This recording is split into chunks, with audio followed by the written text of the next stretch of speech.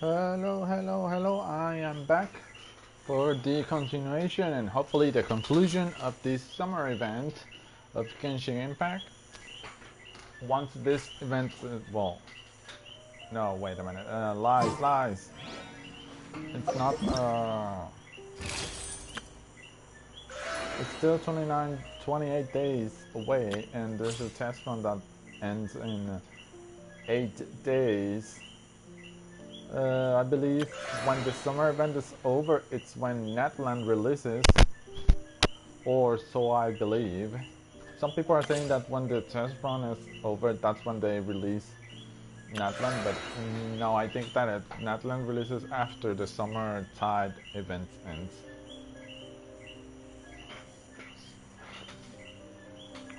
So hopefully once we'll finish it all tonight, and then it's just going to be me playing all the little games around and completing everything.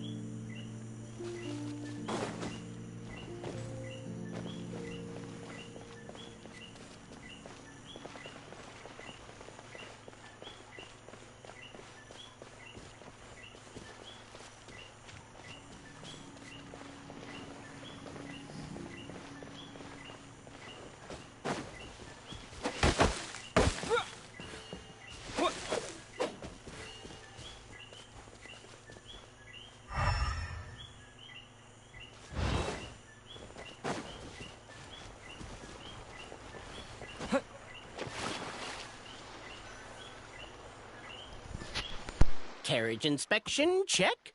Wheel and axle inspection, check. Power inspection. Good morning, Mr. Wheel.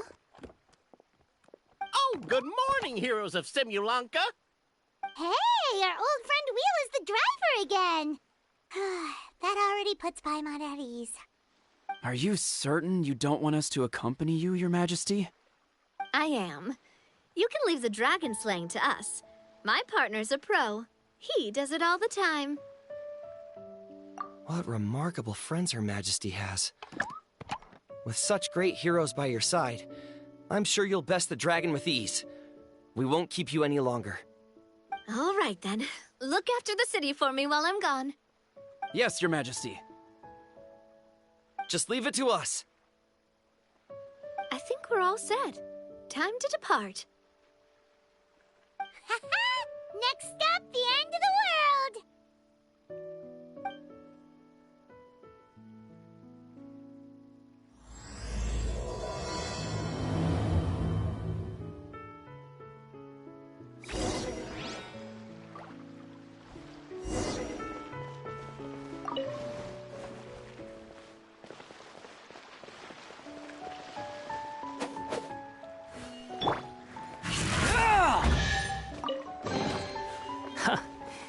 You even want this?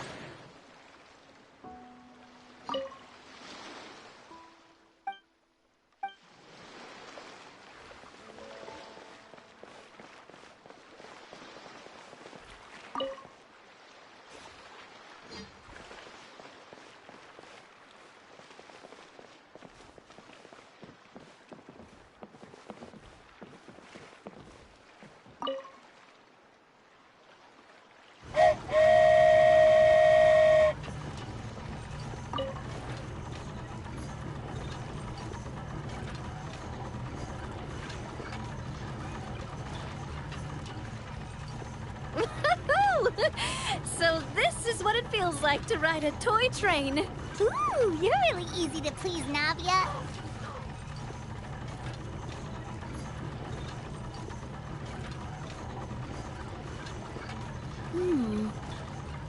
Looks like the fog ahead is getting thicker.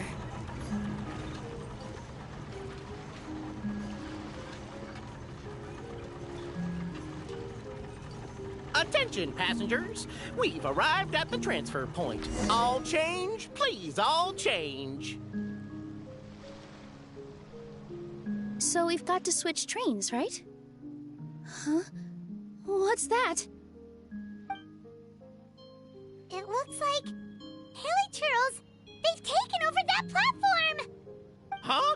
What do we do? Just find somewhere to hide, Mr. Wheel. We'll take care of them.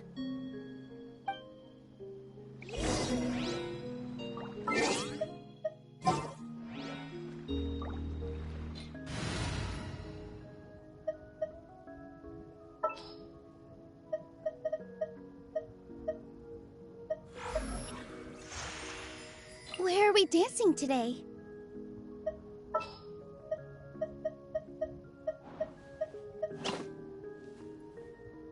Count me in!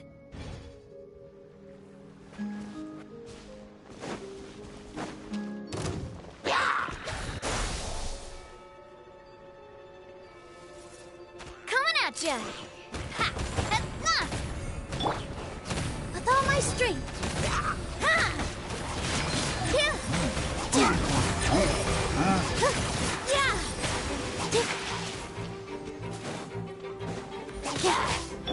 Propagate!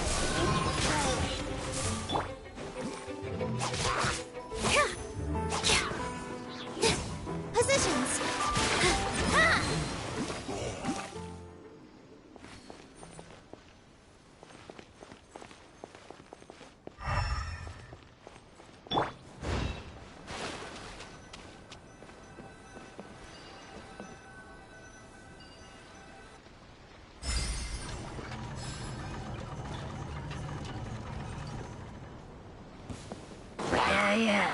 So, scatter!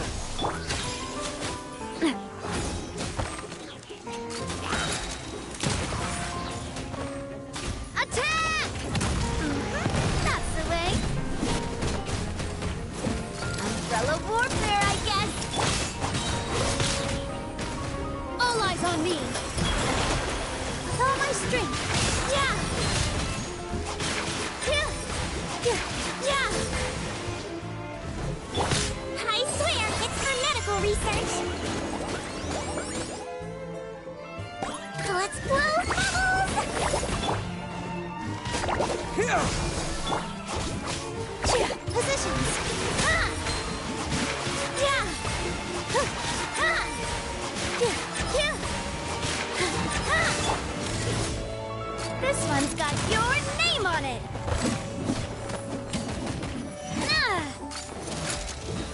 Hey there! Scatter!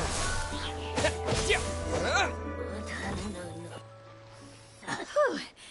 That's all of them. Thank you so much for your help, everyone. Now, let me take a look at the train.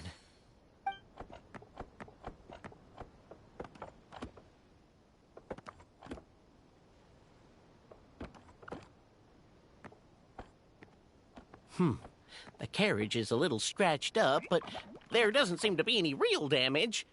And the engine's still operating normally, so I think we're good to go. Wonderful. Let's keep going then.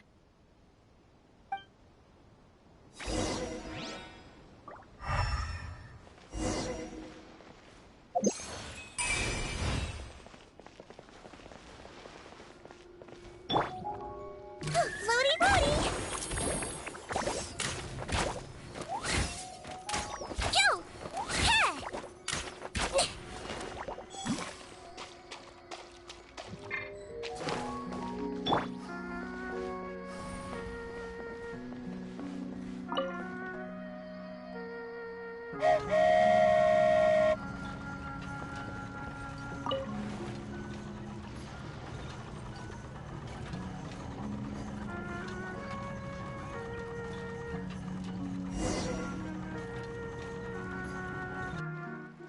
Ha!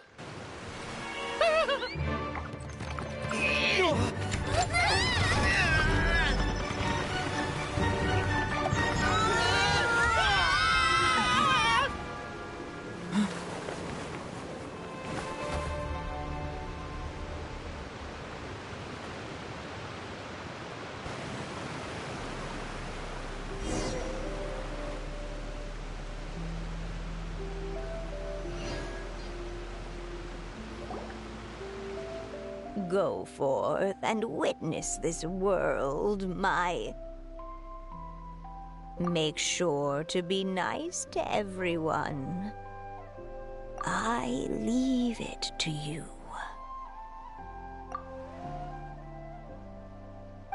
Are you okay, Miss Nilou? I'm fine, but I think the Traveler is still unconscious. We're lucky this guy caught us on the way down. Passed out from a little fall, did ya? How fragile. I'll cut him some slack. The Traveler's had a rough few days. We should just let him nap for a bit. But my leg's falling asleep. You couldn't have set him down on the grass over there, Hat Guy? Ha! I go out of my way to save 4 people who fall out of the sky, and now you're nitpicking my choice of soft landing? That's the most ridiculous thing I've ever heard.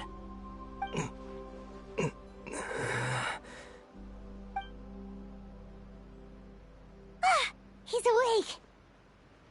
Morning, sunshine. You were having a nice little dream there, weren't you? Not gonna lie, it was kind of adorable. You and your friends fell from the top of that waterfall, and you passed out along the way. Guess someone couldn't keep it together. Sorry to break it to you, but crashing into the ground doesn't take you to another world. That kind of thing only happens in those stupid light novels they sell in Inazuma. Also, he kind of, set you down in Nilou's lap, so that's where you've been napping all this time. Paimon! Oh, no. It's all right. I'm just glad you're okay. You didn't hit your head, did you? Is the dizziness gone? Really? What did they say?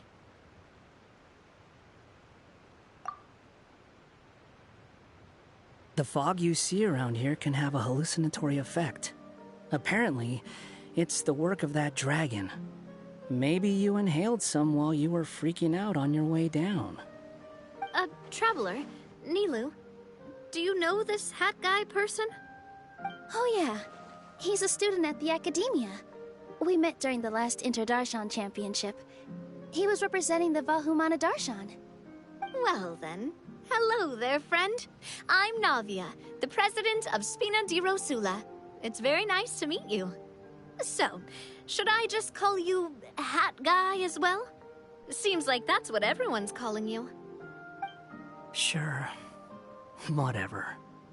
Wait, Hat Guy. What's that sword around your waist? An unwelcome encumbrance, that's what. I've had it ever since I woke up here.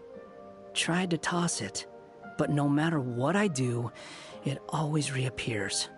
Such a pain. Anyway, if any of you want the hero sword, you can have it. Wait, it's called what? The hero sword. Meant to be wielded by the hero. I know. Me of all people, right? The irony. What? You're the hero of this world? Will you calm down? It's just a dumb title. Oh, it's just that this entire time, we thought we were the heroes of the prophecy. Well, if it means that much to you, you're welcome to claim the title. You'd be doing me a favor. That's not the point!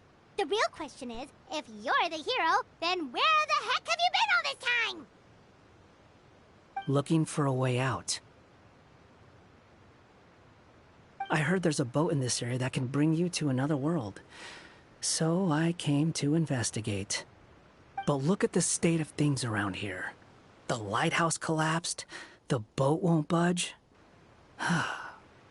I say we try to find a different way out. Huh.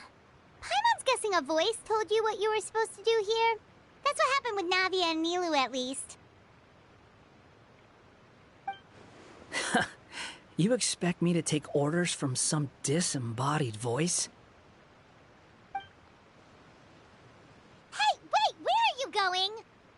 To find the so-called source of this world's misfortune. The dragon responsible for this whole mess. Wait, we came here to fight the dragon as well. Why don't we go together? Grab that dragon scale over there before you leave. It'll come in handy later. A dragon scale? Where? How did you know about it? What's it for? And... Have you ever considered keeping your questions to yourself?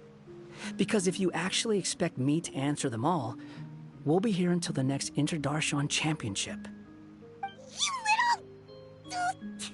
Paimon thought you might have learned some manners by now, but clearly not!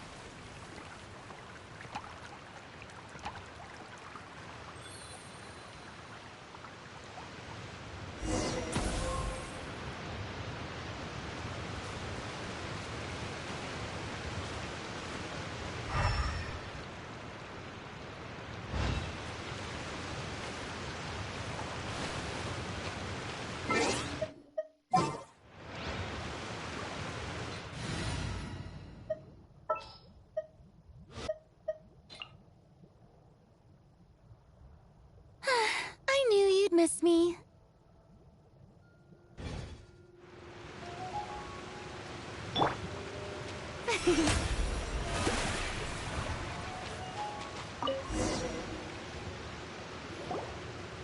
This should do it, right? Wow, this scale is amazing! It turns everything it touches into something hard, almost like a toy block! It doesn't seem to work on us, though. It spews out poison and transmutes everything it touches. Huh. No wonder they call it the evil dragon. Your Majesty, Madam Very Brave Hero! What are you looking at me for? He's obviously talking to you. Mr. Wheel, you didn't get hurt when we fell, did you? Oh, not at all. Thankfully, the young man in the hat was kind enough to lend me a hand. There seems to be a village over here. Some of the residents used to work in the Titanium mines, and some came to fight the dragon, then got stuck here. I see. I'm glad they're all safe and sound. I can try to use my magic to fold a boat to bring everyone back. Oh, I'll help too. Still, I think we need to take care of the dragon first. We don't want it to start causing trouble when we're trying to load people onto the ship. Apparently, the villagers often see the dragon fly into a space behind the waterfall. They think that's the location of its lair. Then we should look around and try to find a way in. I'll wait here for your triumphant return. Your Majesty, brave heroes, please be careful.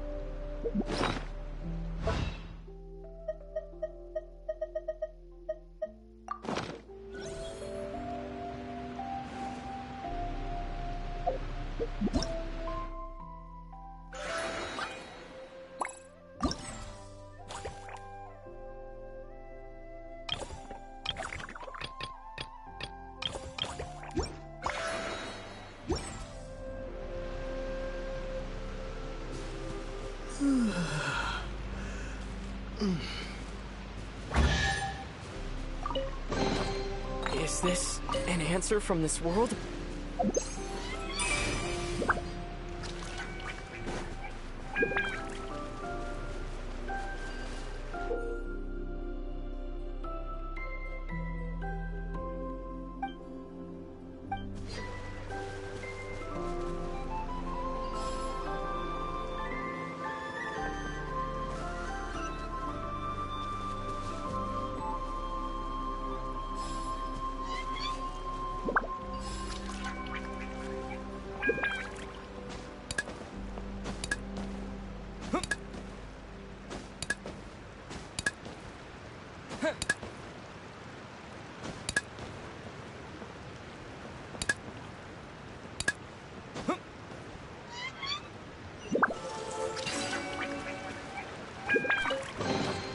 I'll keep this close.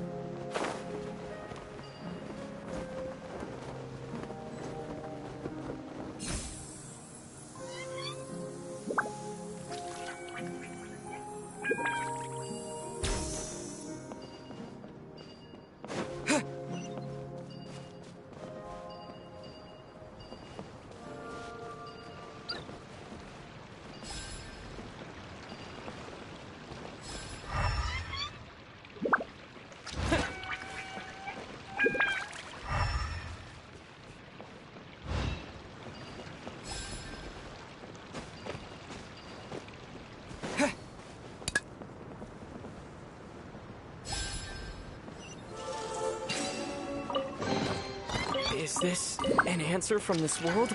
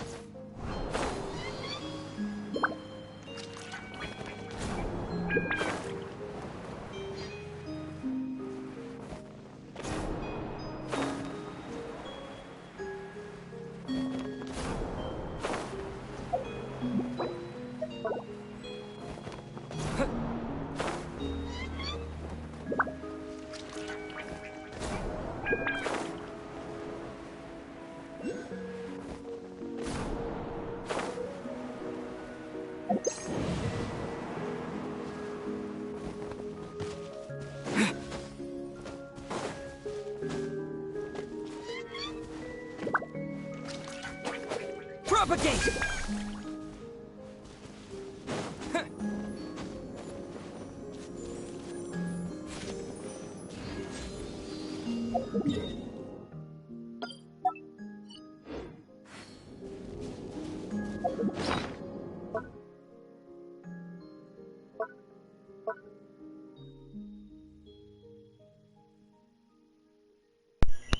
I'm just taking a little detour before I head to the main quest. There's also a side quest that we have to finish.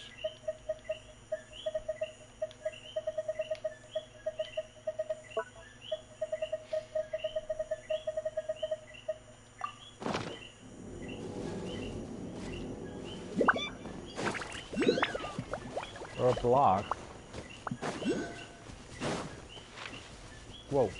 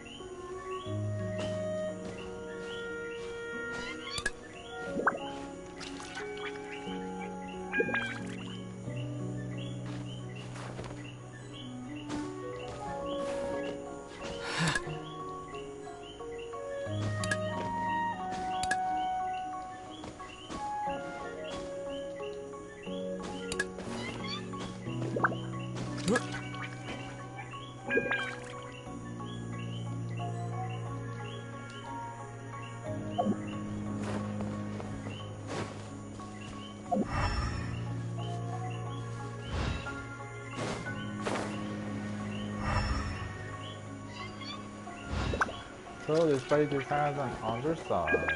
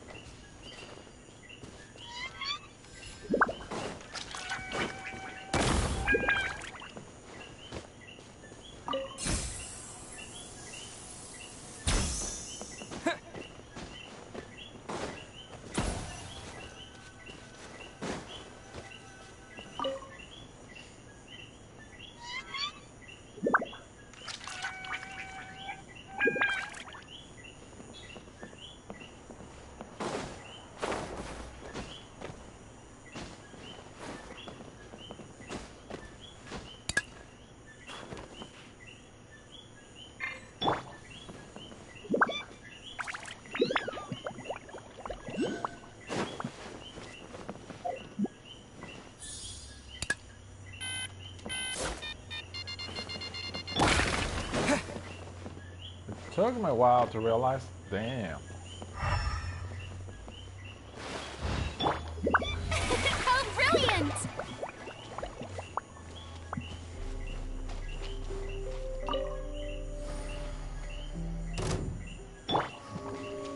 one's got your name on it! Yeah, yeah, here! Yeah! Yeah! Ha! Yeah! This dance is for you! Yeah, yeah, yeah! Huh, yeah, yeah! Yeah! This one's got your name on it!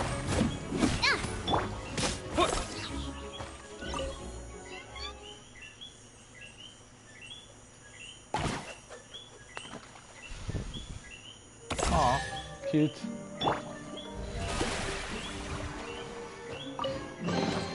Take it. Go on. You have my approval. There's the page.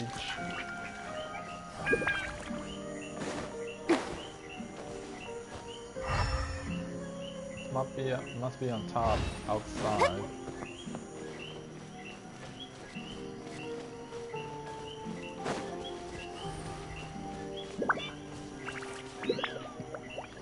The show begins!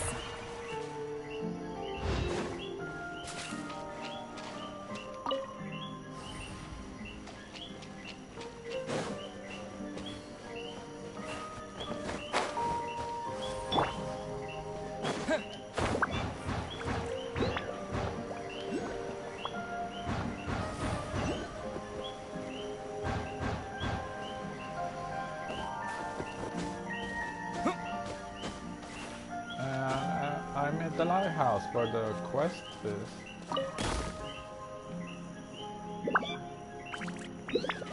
Where did it go?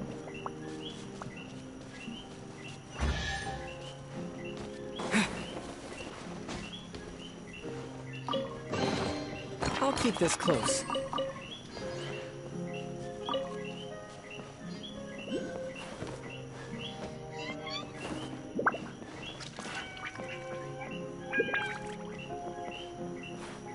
You don't have to change Nilo for Emperor.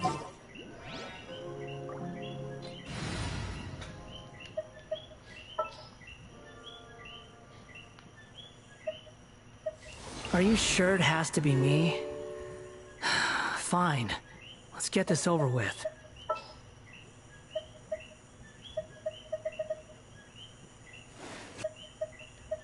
Where are we dancing today? The wind rises.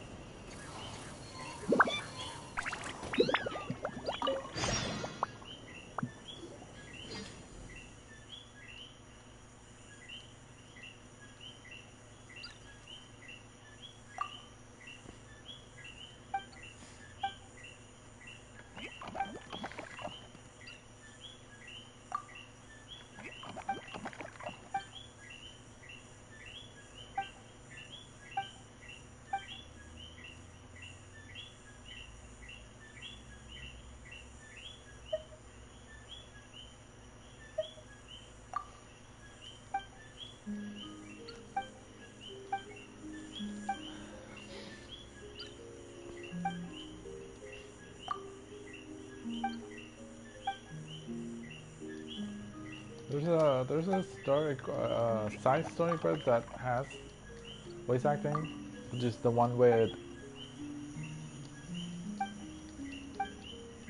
Kirara. Oh my god, so much talking, and you're not even voice acted. Stop it with the talking.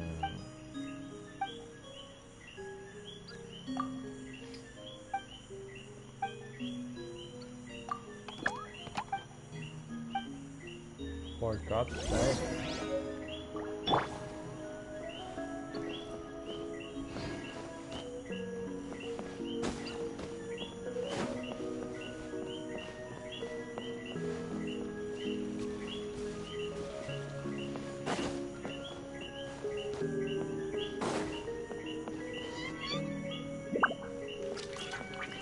The highest island hangs the lamp. Where's the highest island? Oh, back there.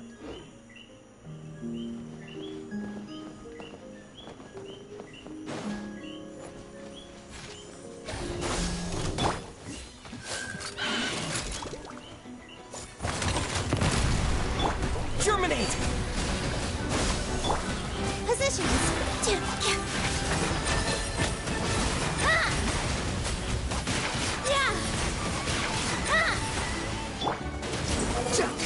Yeah! Bow your head!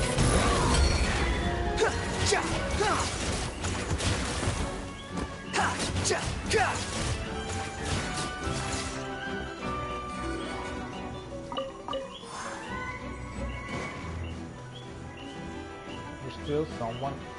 Hope you're not. Oh, I see where you are. I can't get back Quit to following me.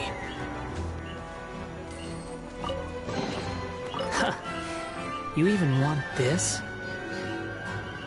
So I have to get up there, I believe.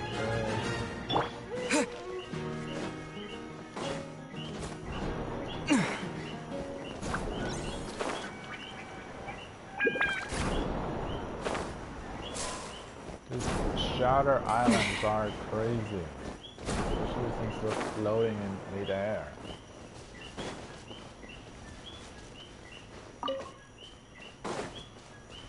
This is the mining town or a mining area. I gotta get there.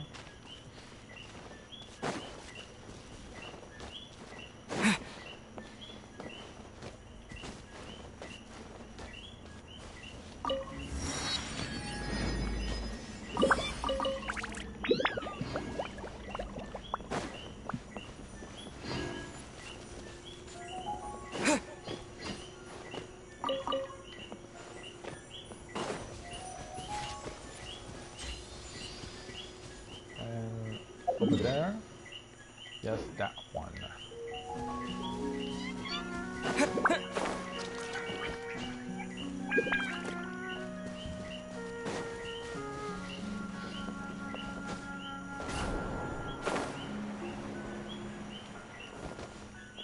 Oh, you gotta be kidding me.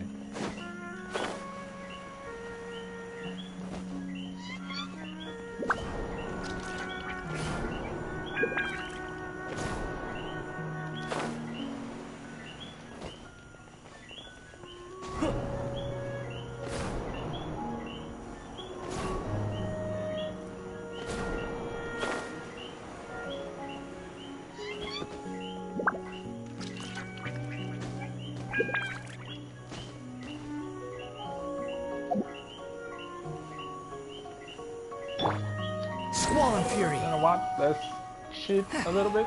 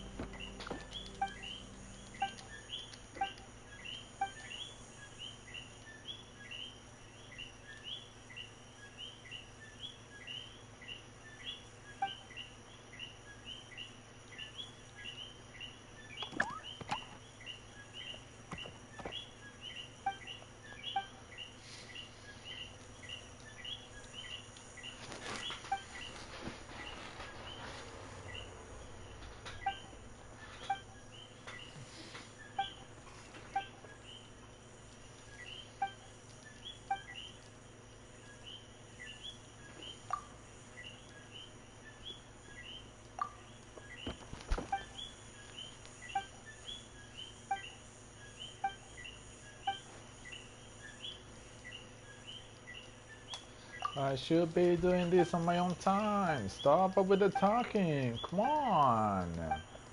Such long story for a side quest.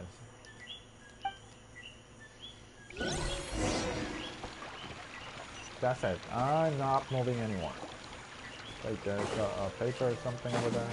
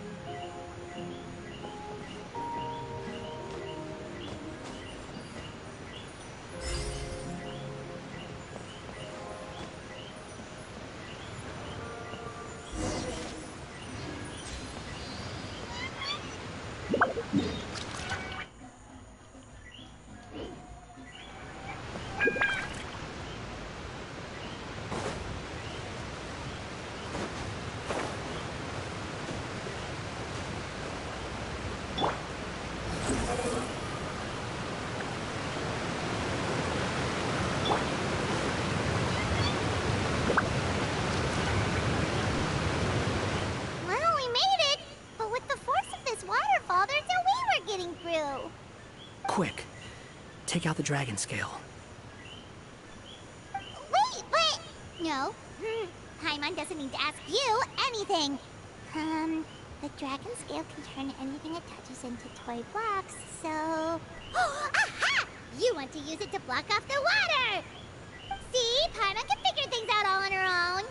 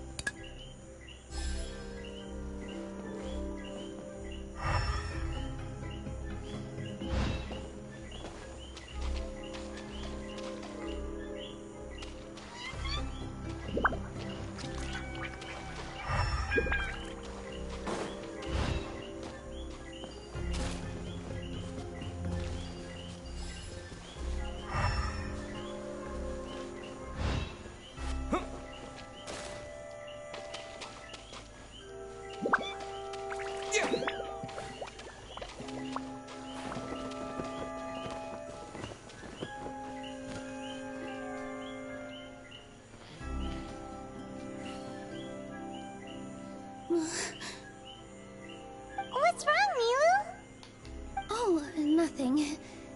It's just... I sensed a very powerful magical signature just now. Huh. Guess this is the dragon's lair after all. Huh? When did you put your hat on? Well, we're getting ready to fight, aren't we? I feel more comfortable in my regular outfit. Hat Guy also put away that sword around his waist. Should have never had to use this thing to begin with. Do you need to do anything to prepare, Traveler? Paimon's getting kind of nervous seeing everyone else serious like this.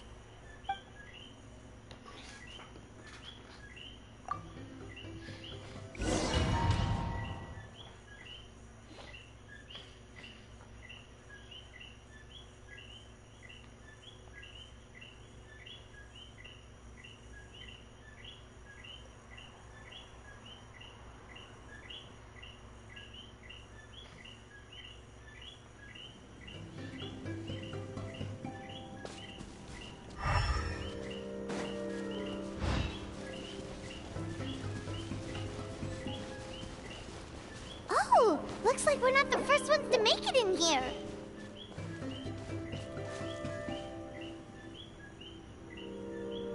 Wait, hold on! Let's fight the dragon together!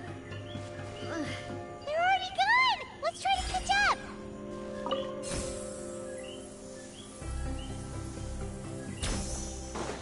Ooh, what's that sound? Is it an earthquake? Where'd they go? Reckless idiots.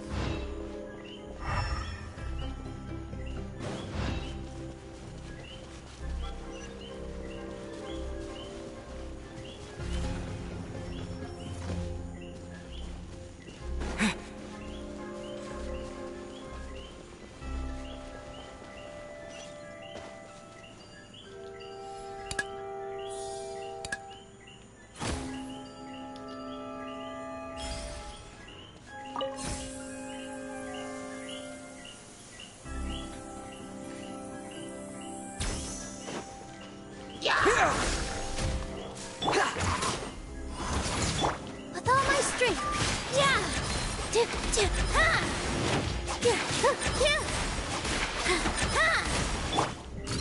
Watch out!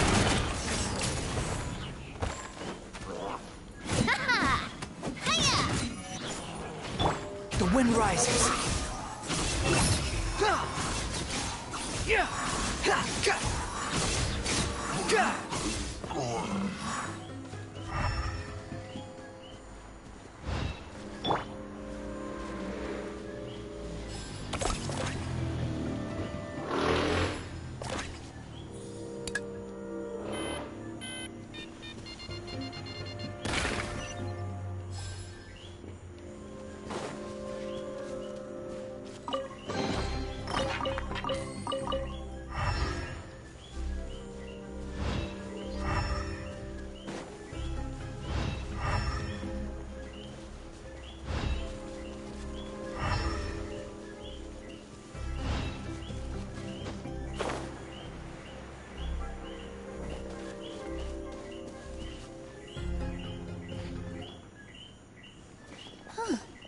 This space is completely empty.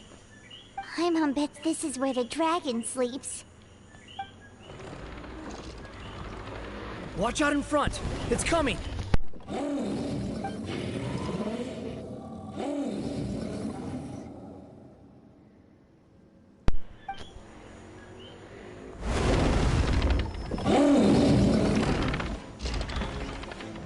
Whoa, that dragon is huge! It just attacked us without warning!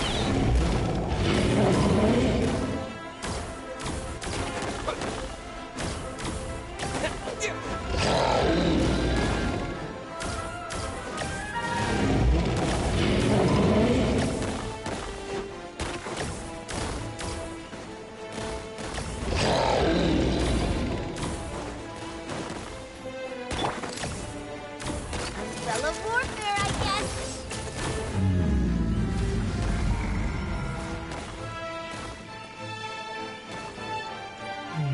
How do I find him?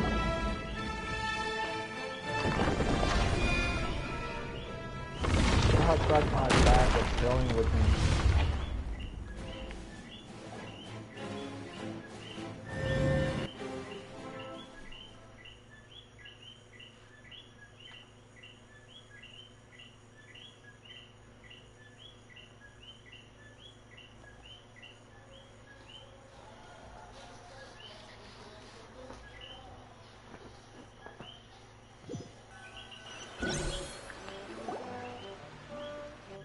Look, he's here. Ah, another new soul has joined this world. But are you sure his fate will be as you described? Of course. My predictions are never wrong. I just don't like that kind of story. Then you need only do as you said, and let him find his own story within your fairy tale. You're right. Then listen closely, my child. Your name is...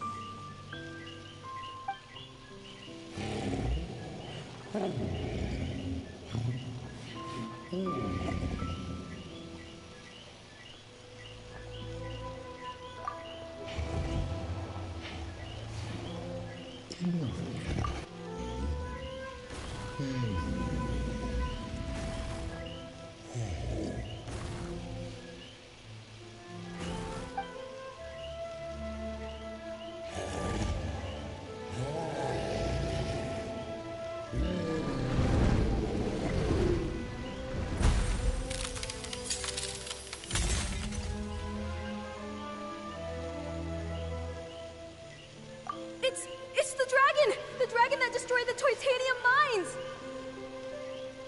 Help! Help! Soldiers, pick up your weapons! Destroy that monster!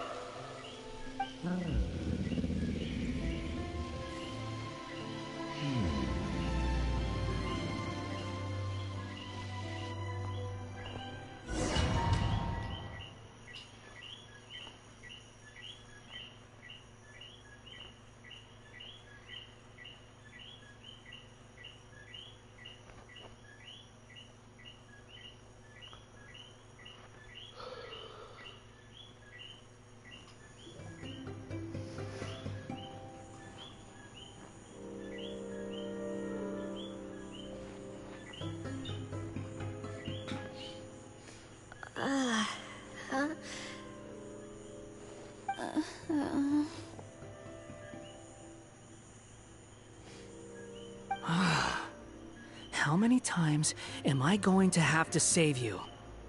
Thank you, Hat Guy. Paimon still feels dizzy. Hey, did any of you also see something strange?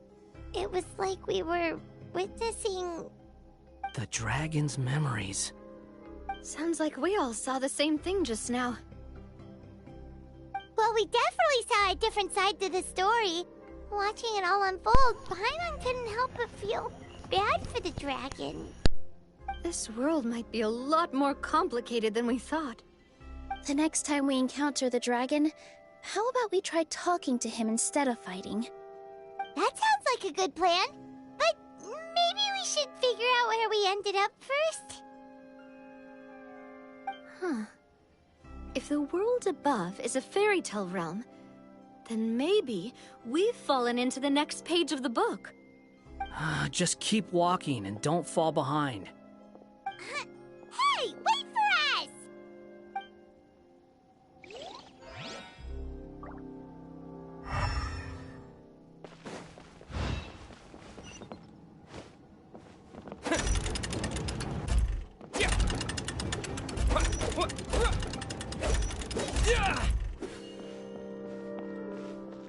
Wow, this place looks a lot different from the dragon lair.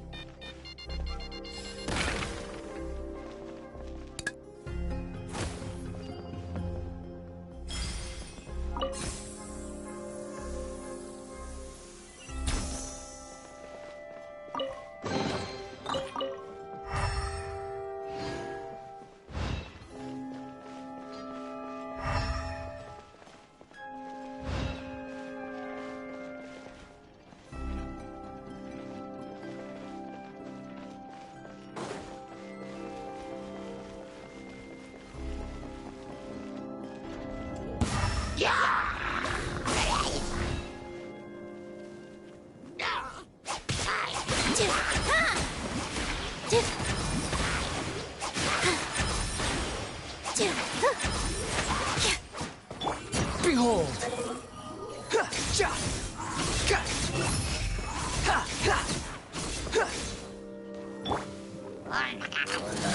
Watch out!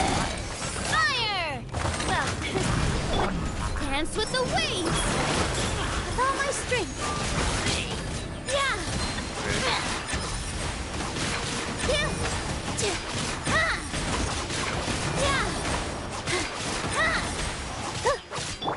Cry louder!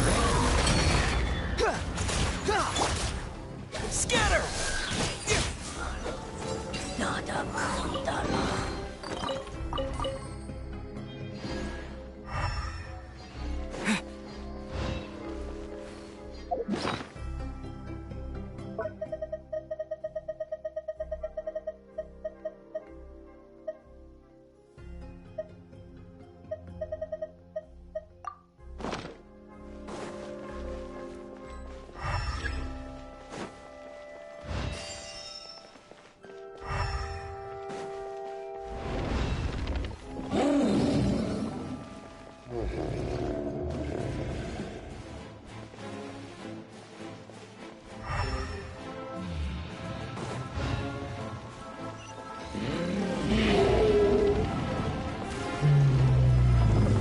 He seems angry. We just want to talk to you.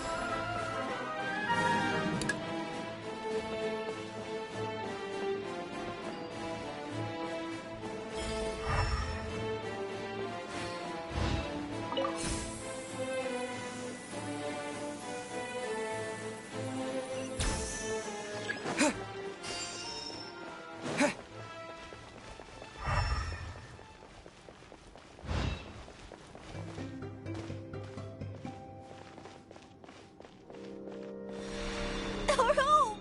It was destroyed by that evil dragon! The stars! It flew away with the Metropole stars! Oh no! We didn't get eaten by the dragon? The dragon just dropped us off here? Hat guy! You're getting too far away! He's just up ahead. Is he trying to lure us somewhere? Well, I'd say we were the ones who backed him into a corner. But we just want to ask him a few questions about his past. He's had year after year of people coming here to try to take his head. If you ask me, his reaction is perfectly normal. Maybe there's still something we can do to calm him down? I wouldn't count on it. Maybe his earlier attacks were just a warning, but now he's actually getting serious. Prepare for a final battle. Sometimes it takes a little force for someone to finally wake up.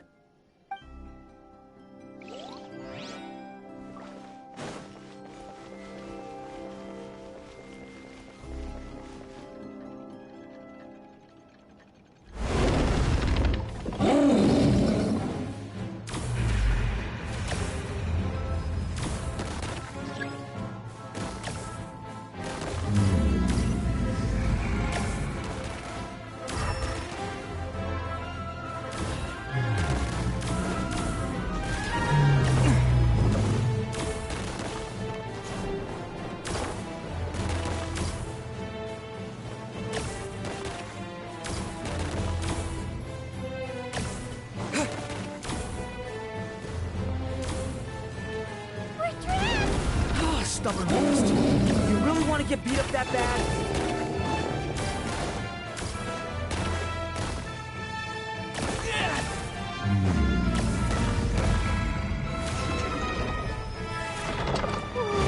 Its mouth is huge! Are we really gonna have to throw a bomb in its mouth?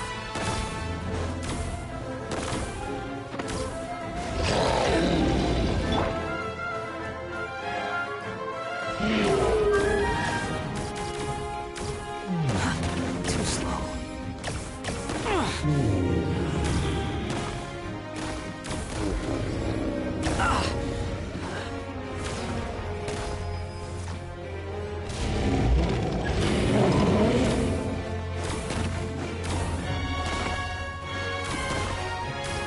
That's far enough.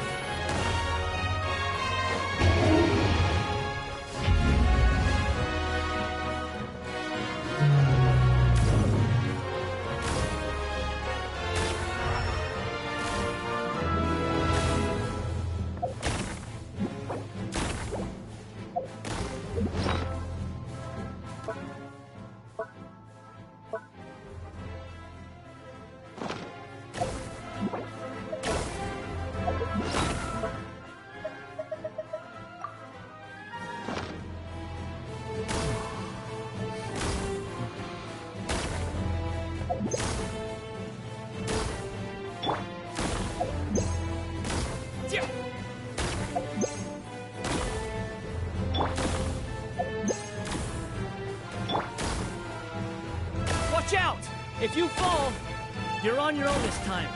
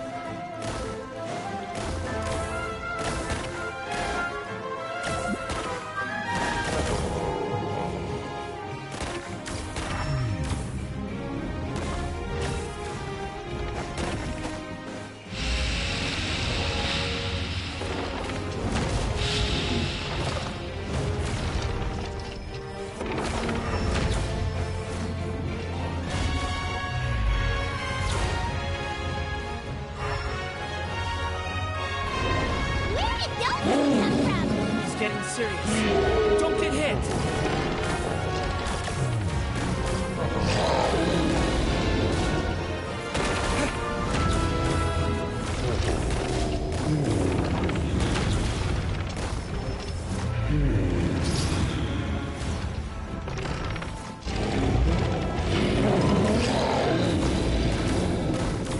There's a bomb over there!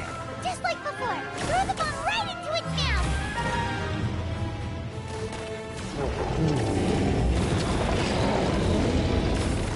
What are you waiting for? It's open now, there too!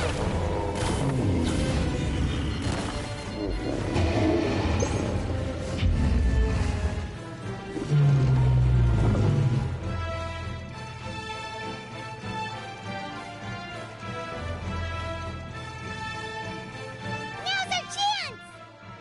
Wait!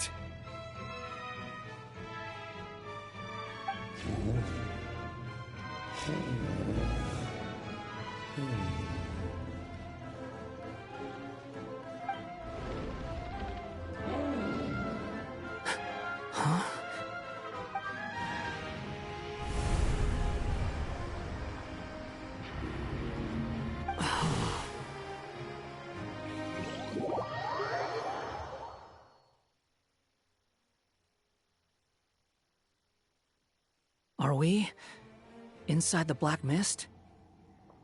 I see something up ahead.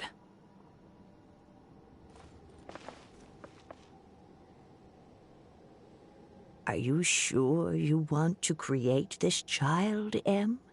Even after what I told you about his fate?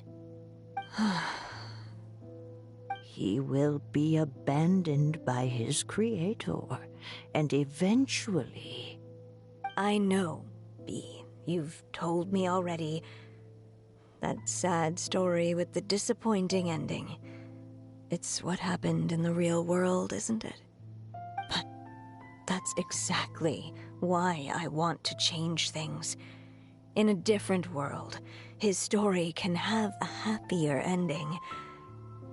That child, his heart is so full of love. I understand, Anya. But know that if you give him that name, his fate in Simulanka is destined to parallel that of his real-world namesake.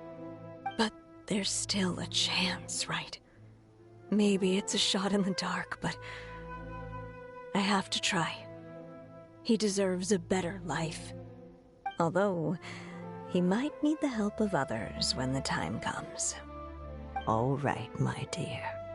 The choice is yours. Since you're so persistent, let me tell you a secret. More boring fate talk.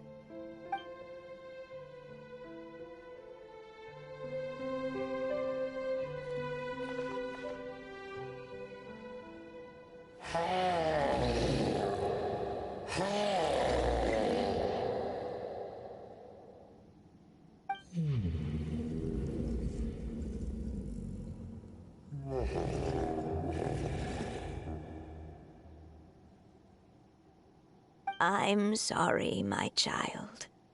Unlike my friends, I don't have a long time to live.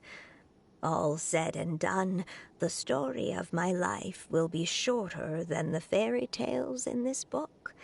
So I will have to leave your side, I'm afraid.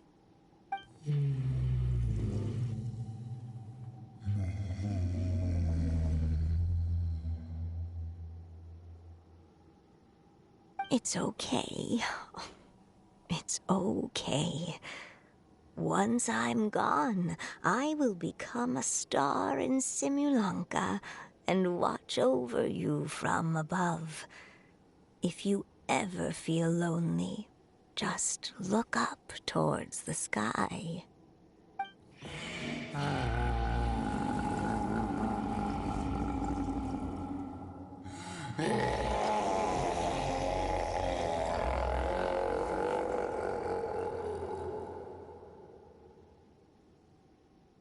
Go forth and witness this world, my child. Make sure to be nice to everyone. You'll meet good friends one day. I'm sure of it. That is my wish for your future. As for this world, I leave it to you.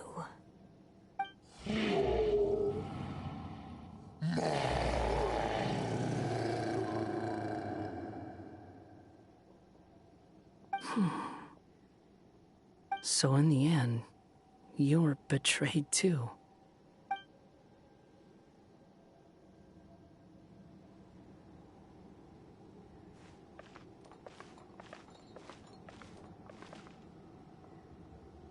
Hey, Mr. Dragon!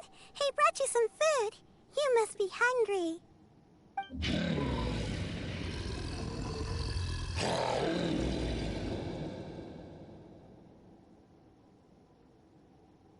Shh! Quiet! We can't let anyone hear us. Everyone says you're a bad dragon, but you're always nice to me when we play together. You always help me pick flowers way up high that I can't reach.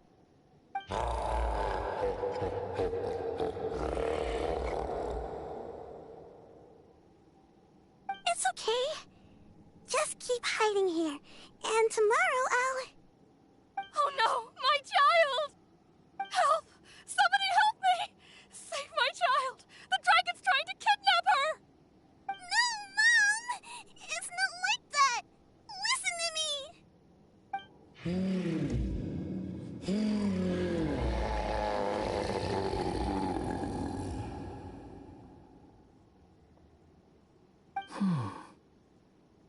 So you're hated by people too.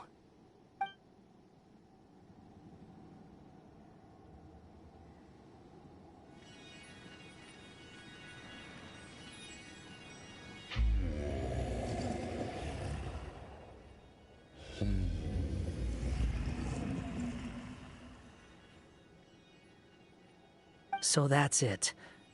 That's really your wish? To never have been born at all? That's not a fate you should wish for.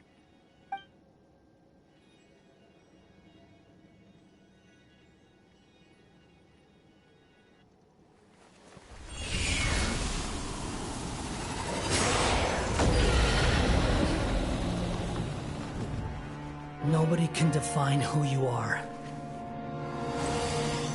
or deny the true feelings of your heart. Now remember your name. Durin.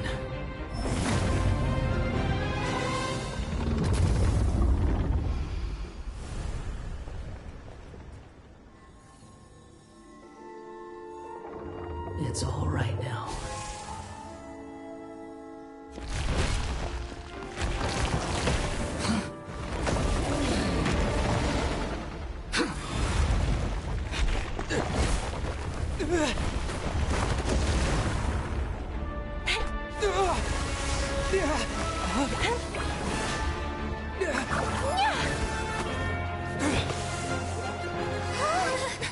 Watch out!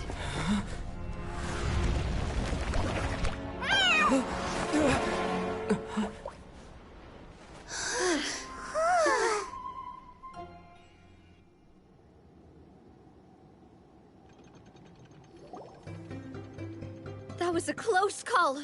Are you guys all right? Back in Constellation Metropole, I heard people saying you'd gone to fight the dragon, so I followed you here. Right when I managed to catch up, I saw you fall through that hole. Wait, didn't someone else fall through just now? Shouldn't we do something? Oh yeah, Hat Guy. Well, he can fly, so he'll probably be fine. He called the dragon something earlier. It sounded like he said... Durin. That's his name. Oh, Hat Guy, you're okay. Wait, what about the dragon... Durin? He's fine. Durin. Oh, wait, that's the name of the dragon from Dragonspine, right? The one that became a part of the mountain after being slain by Dvalin? If Paimon remembers correctly, it was created by... Wait, what? Really? Oh, wait, that's what they were. The two witches were talking about. That the fate of this dragon was parallel to the one in the real world. Durin, the dragon from Dragonspine, the one that became part of the mountain after being slain by Devlin. Yeah, the one that his heart is still over there, and that his blood is still around, just frozen solid, and you can find like claws of him. Right! It was created by Rhine Daughter! Created, you say? Huh. So, what exactly happened down there? You've been acting weird ever since the end of the fight.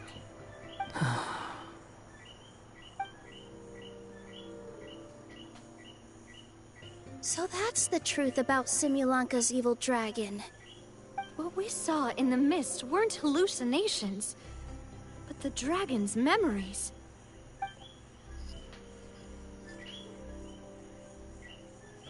Huh. I thought it was strange. The people around the Broken Sea are clearly stranded, but I never heard any stories about the dragon attacking the village. The people we met along the way are probably workers from the Toitanium mines, or guards who came here to claim the dragon's head. Durin probably allowed them to live here because there was nowhere else for them to go. When I first came to this world, a voice spoke to me and said, "You are the hero of this world. Now go forth and save the dragon." Who is the person behind this voice anyway? And why did they bring us all here? Come with me. The answer to all this can be found below.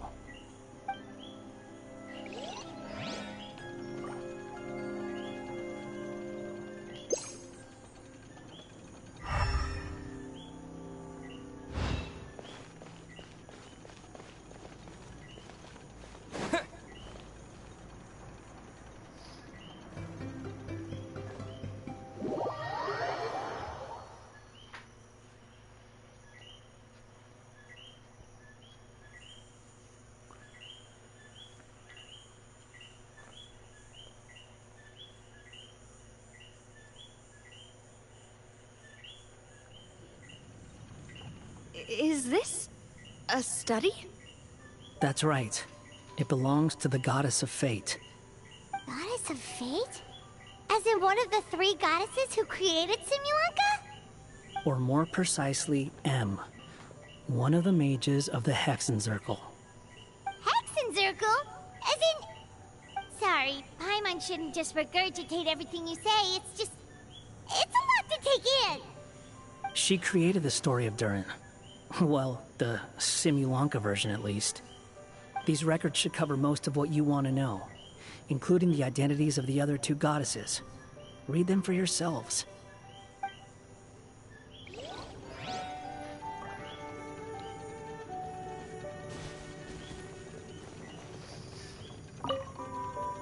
By all rights, I should have been A, since A is the first and last letter of my name. But Alice overruled me on the basis of seniority and said I should be N instead because of my middle name. She really knows how to push my buttons. Still, her magic never fails to amaze me. I still can't believe she got one of my origami frogs to start talking. Why don't I write a story with origami animals as the main characters? Let's see. Once upon a time, in a magical forest, there lived a group of animals made of paper. Barbie loves looking into the future, so she used her powers to map out the fates of all living things in Simulanka. But knowing the ending in advance takes all the fun out of the story. I think I'll make a bet with her. I believe that one day, the people of Simulanka will decide to carve their own destiny. Apparently, she wants to build a statue of herself in the capital city. Always looking to add some pizzazz.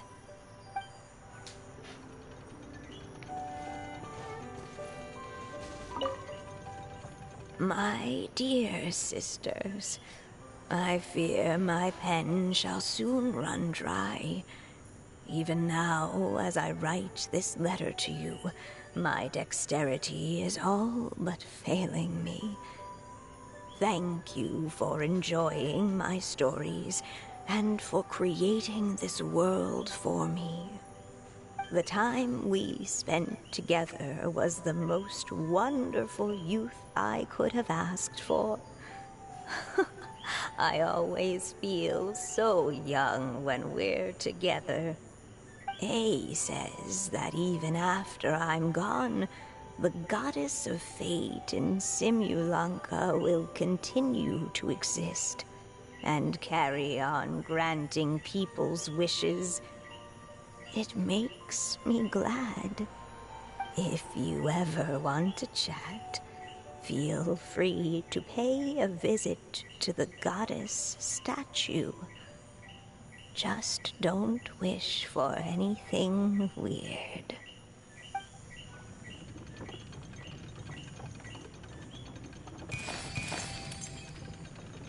It's Simulanka Durin. And he's looking up at something. A star. This must have been after M passed away. This looks like a mine. Maybe the Toitania miners dug too deep? So deep that they dug right through to the world on the next page. Yeah. And now that you mention it, this miner's lamp looks really similar to the star on the previous page. The Forest of Blessings. This book has been recording Simulanka's history all along. Look at the size of those footprints. If that's every time he lands, then no wonder people are so terrified of him. So that's why you took the stars. Because you missed your mom.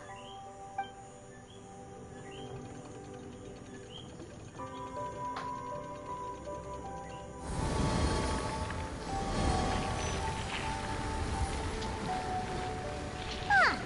That statue looks different from the one in the Metropole. It's a different goddess.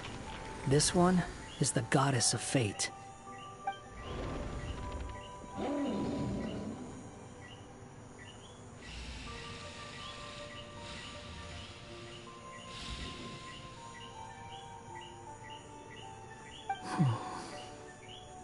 It's all right now, Durin. Nobody here wants to hurt you.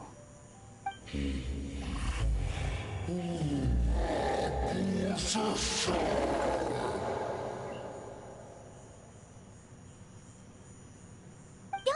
that, Durin! Paimon made a mistake. She was wrong about you. But it's nice to talk, isn't it? Now that we've all calmed down?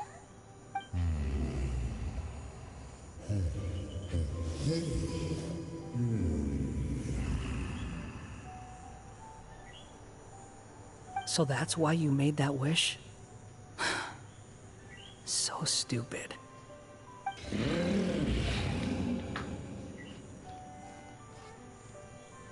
Hey!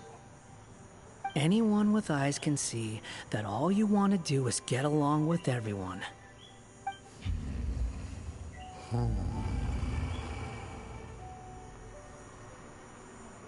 You just want to make friends, people to play with, to talk to.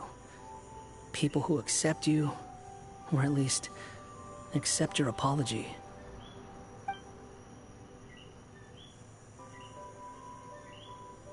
Oh, you've never hurt anyone. Heck, the idea never even crossed your mind. Sure, you scared a bunch of people half to death, but that's only because they had no idea what kind of dragon you really are. Yeah. If you had a heart-to-heart with them, I'm sure they'd come to understand you and see your point of view.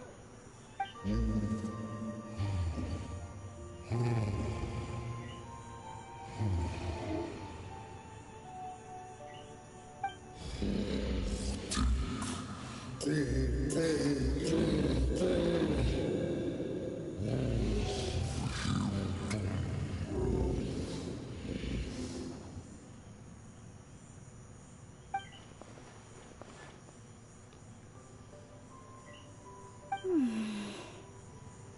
curse. Huh? Milu? Is it your true wish to live side by side with the people of Simulanka?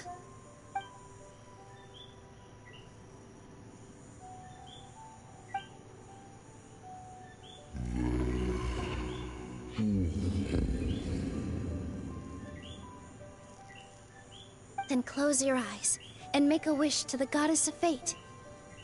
We will help make your wish come true.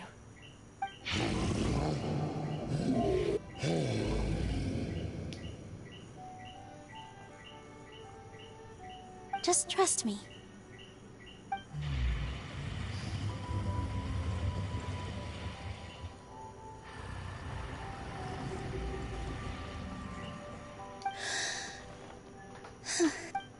I, Nilou, the Forest Fairy, give to you my blessing and welcome you as a dweller of the forest. May everyone accept you as one of our own. And may the Forest of Blessings be a place you can call home. I, Navia, King of Constellation Metropole, give you my blessing. I grant you citizenship to my kingdom. Oh, me too! As the, Nekomata in Boots of this world, I give you my blessing too.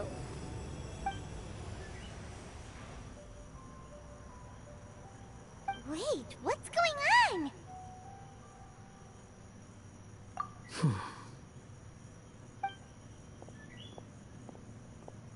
I, the hero of this world, give you my blessing. I recognize you as a resident of Simulanka. May you find acceptance in this world. Also, speaking as someone who'd like to be your friend, I wish you all the best for the future.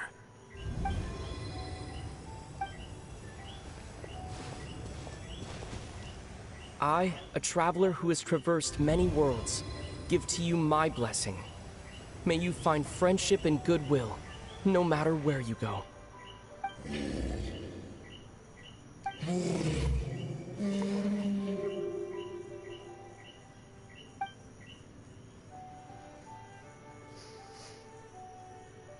As for this world, I leave it to you.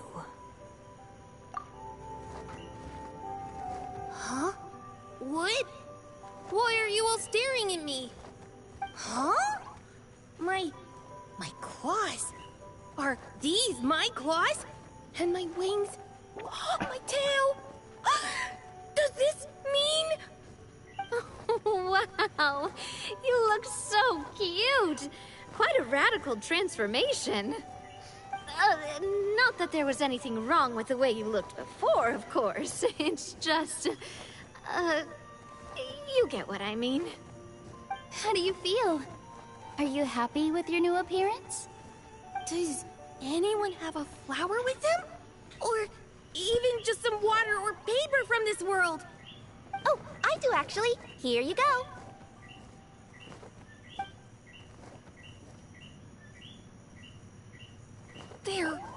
They're not changing. I can touch things without changing them. Hey, that's great!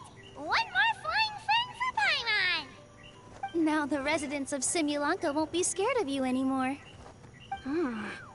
But what about all the things that I did before? That's simple. Just go out there and atone. You could fill in the footprints you left on the ground, or help the people around the Broken Sea get home. Okay. And you'll come along and help me, right, Hat Guy?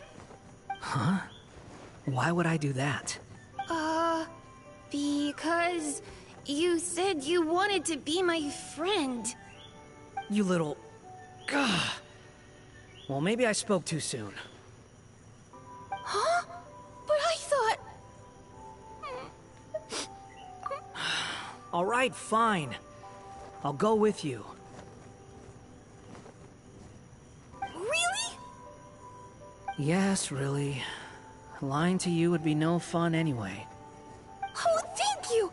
You're the first friend to call me by my name! Let's go back up. I'm about to suffocate down here. Oh, it feels so good to finally see Hat Guy meet his match. Yeah, okay. Paimon just never thought we'd see the day, that's all. All right. Let's also head back up then. Don't be scared, Durin. We'll be right by your side. Thank you for your blessings, everyone! Oh, this is the happiest day I've had in a really long time!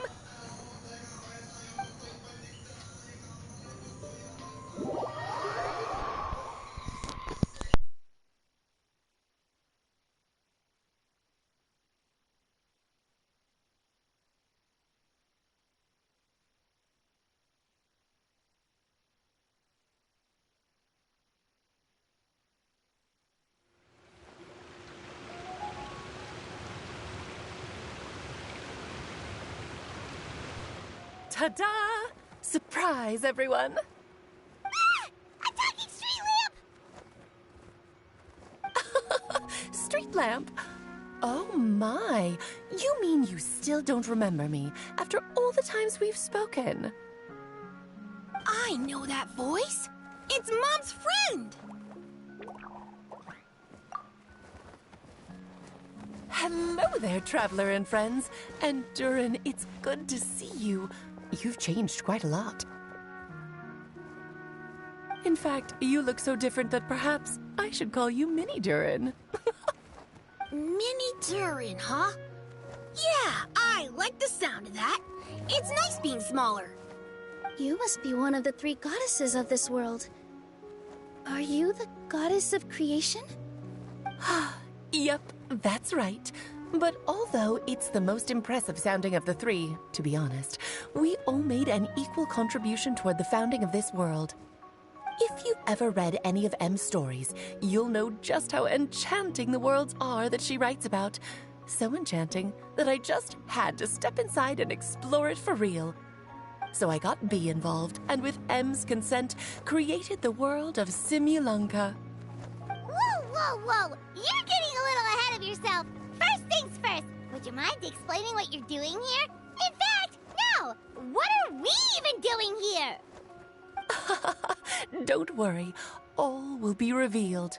After everything you accomplished on your journey, you're free to ask me anything you want. Let's start with your first question then. I'm here because I sensed a great magic power emanating from the book just now, and I couldn't resist the urge to peek inside and check it out. That must have been when we all gave Mini Durin our blessings, right? Yes, exactly. In the world of fairy tales, words and emotions often carry far more power than any spell. It's all thanks to your magic that Mini Durin was able to take this form. Come say hi to me, little one. Oh, look at you. You're as cute as a button. So, what about us? Was it always part of the plan that we'd come here? Plan isn't the word I'd use.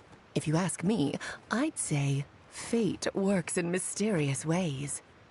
When Durin of Simulunka made his wish to the goddess of fate, it just so happened that in a world far away, all of you wonderful people were holding a copy of M's fairy tale at that exact moment. And because of your noble and kind souls, you were selected by the goddess of fate to come and save this world. Now that you mention it, that's what I was doing when I was transported here.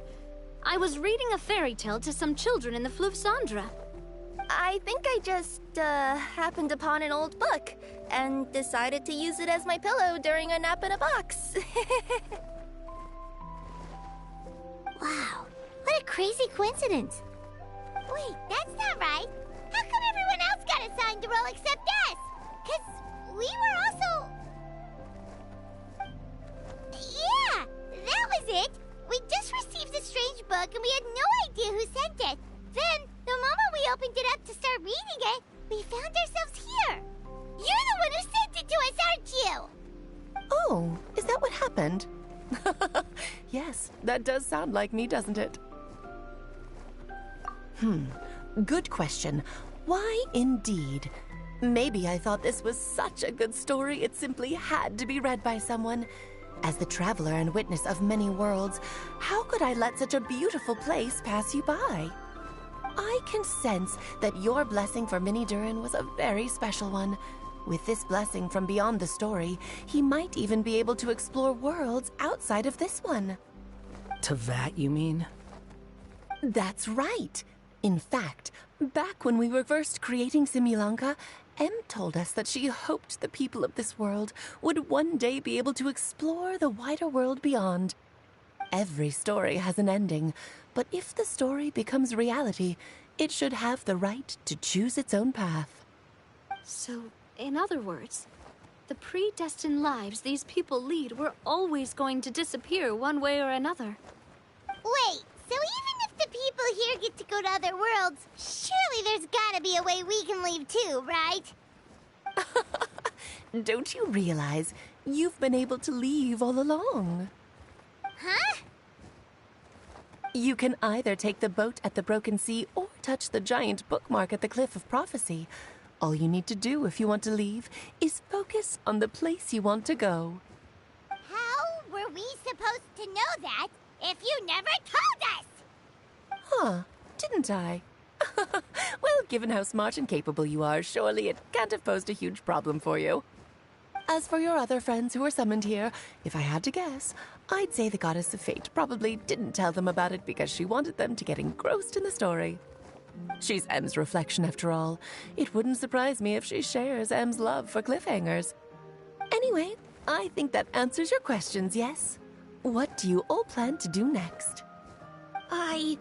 I'm gonna go say sorry to the people of this world. After that, I want to start protecting Simulanka, just like Mom told me to. Now we know how easy it is to get back home. Paimon's suddenly not in such a hurry to leave. Same here. It's not every day that you get to come to such a magical world. I, for one, plan to explore it a little longer. I'm glad to hear it. Maybe I should invite some other friends to join you too. By the way, Minnie Durin, I'm delighted to see you've made some new friends. I'm sure Em would be very proud of you. Now, before I depart, please let me give you a blessing as well. May your future be as rich and colorful as the stories Em used to tell. She's gone. Guess this is where the hero's journey comes to an end, huh? Ah, but it's also where a new journey begins. The adventures of Minnie Durin and friends. Huh? An adventure for me? You bet. For starters, I'd love to introduce you to my other friends in the forest. Even though there have been some misunderstandings in the past, I'm sure they'll welcome the new you with open arms. Huh? Stop looking at me. I already said I'll come with you. Whoa! Look over there! Wow. The stars are beautiful. Huh. I'll bet that's a gift to Minnie Durin from the three goddesses of this world. Huh? Thank you, Mom.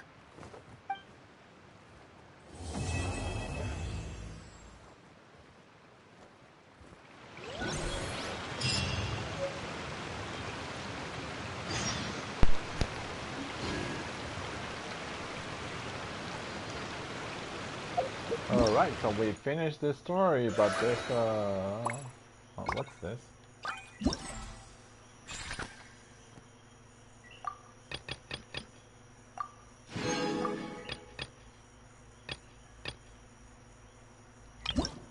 And we got the new outfit You for better watch Kirara. out! There's a cat burglar about.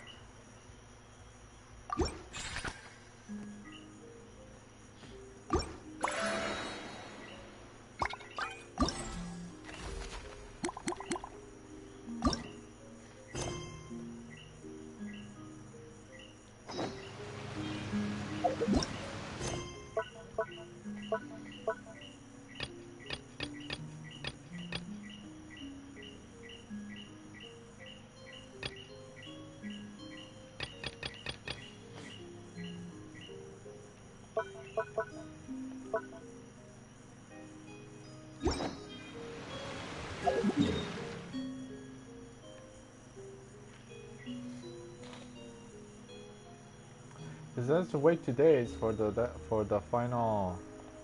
There's a side quest here with Kirara.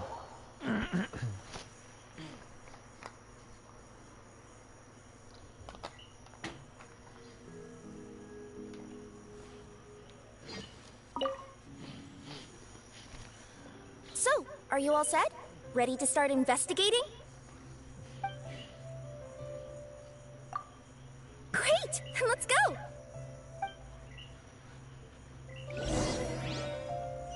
I've delivered packages all over, but I've never seen a mysterious fairy tale world like this before.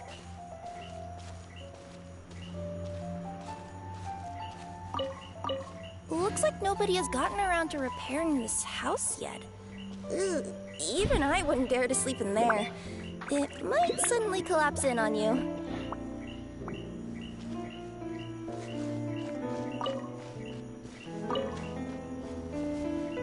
Nothing to see here either.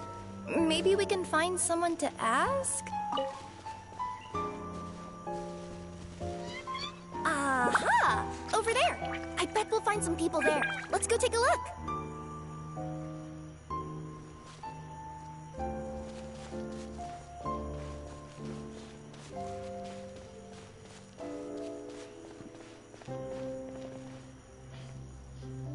Uh-huh. I was sure there'd be people here. There once was a goddess who ruled over fate. Before she died, she left 3 riddles for the kingdom she had created. What? Who said that? Long story short, on this day, a sentient feline, an outlander, and a diminutive pixie arrived on the scene. They saw a narrow path off to the side. Okay, but which side? Yeah, if you gave ambiguous instructions like that to a Komania Express courier, they'd give you the parcel right back and tell you to write the delivery address more clearly. Despite how obvious the answer was, the perplexed pixie and the flummoxed feline struggled to work it out. Although, perhaps a small part of the blame could be attributed to my dull narration. Alright, let's try this again. The path on the left-hand side seemed to give off an enticing fragrance, as if to say, this is the way to wealth and glory. Ooh, that sounds like the start of a good story. Then what? Then what? At the end of the path, the motley crew would soon spot a secret stone room. A prophecy had once foretold of a Marquis who shall one day venture inside, and thus it is named the Future Marquis's Abode to Be. You like it? The Future Marquis's Abode to Be? Got a nice ring to it, doesn't it? That was a little bit boastful. But before you continue, I must warn you... Are you sure you don't want to hear the rest? I'll keep this brief. Firstly, the place ahead of you is a secret room whose purpose... What's going on? Oh, hear me out, all right? I'm sorry for resorting to extreme measures, but I'm trying to help here. Don't worry, the fencing will disappear as soon as I'm done talking. So are you some sort of fence-spawning yokai?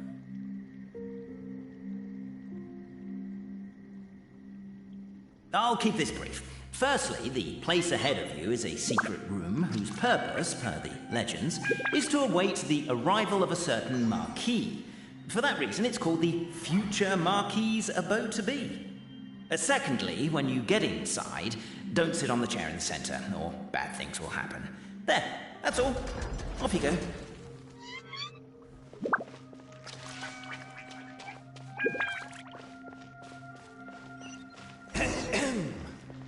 So many summers, winters, springs, and falls, and now at last a hero hither strides. Israel knows not what lies beyond its walls. Its secrets mystify the world outside. Wait, new voices. Who are they?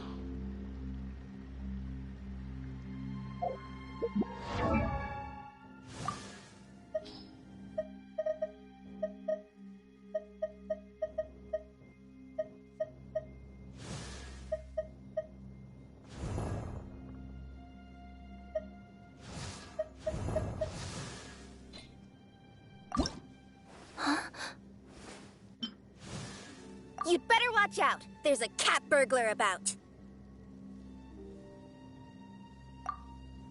Huh?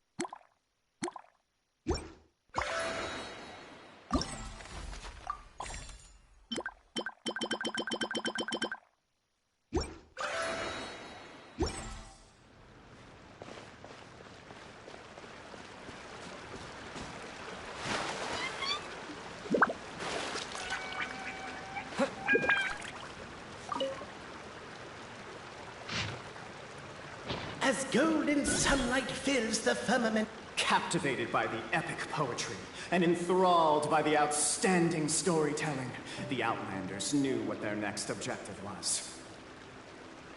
Namely, to remove the clockwork key from the raised platform up ahead.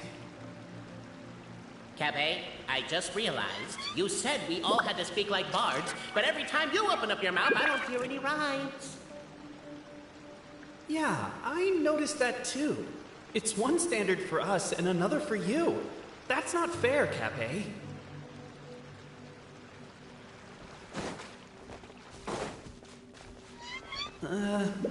Perhaps the Outlanders are worried that something drastic will happen the moment they remove it.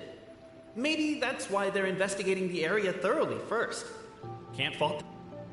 As the Outlander stands before the clockwork key, they're overcome by a sudden urge to set it free. Also, Cappy, that'll be my last rhyming line. I'm not writing any more poetry until you apologize. What does it matter anyway? I've lost count of how many people have tried this before. No one's getting that key out.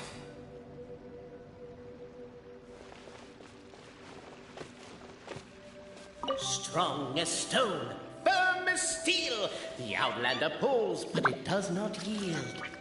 This has happened many times before, but this time is different. A thought enters the Outlander's mind. Attack! Attack! First weaken the structure, then seize the treasure!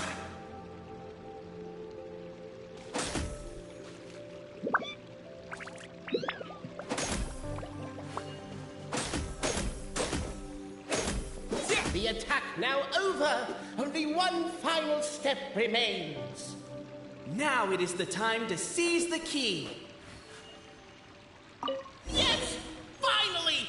Come on, move your butts! And your lights, assuming they're still in working order. It's showtime! No hard feelings about your lack of poetic contributions? Oh, let it go!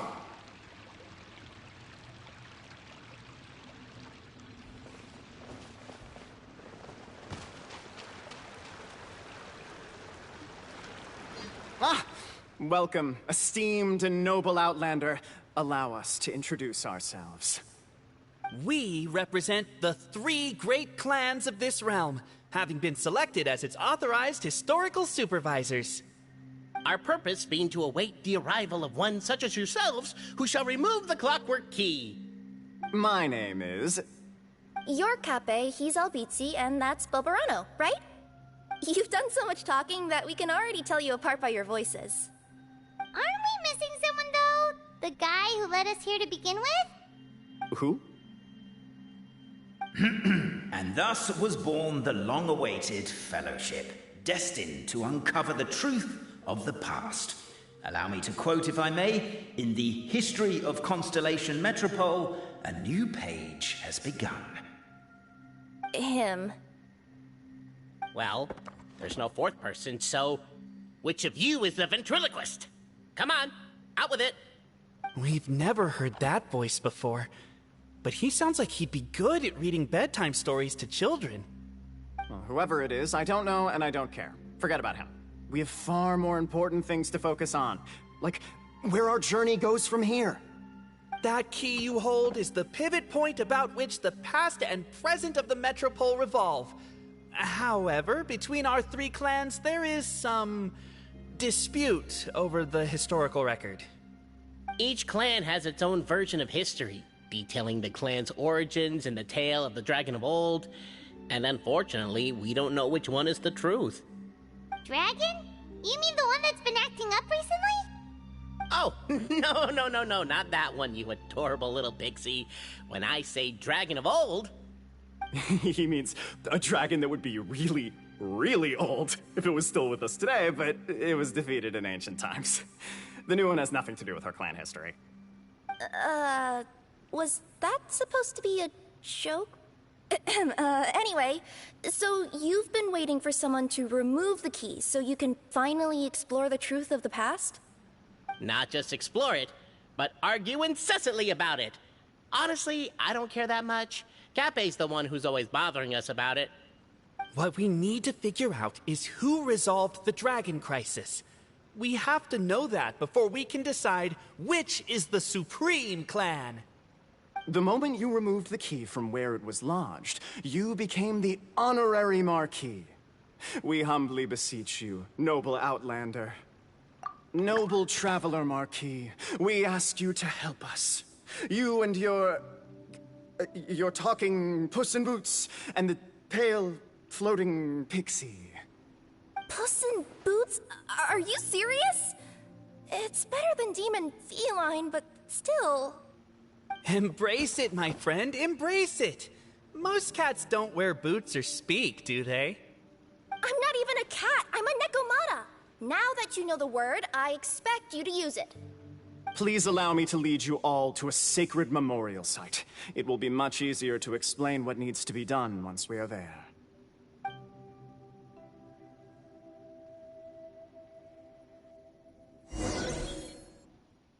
This place is sacred to my clan.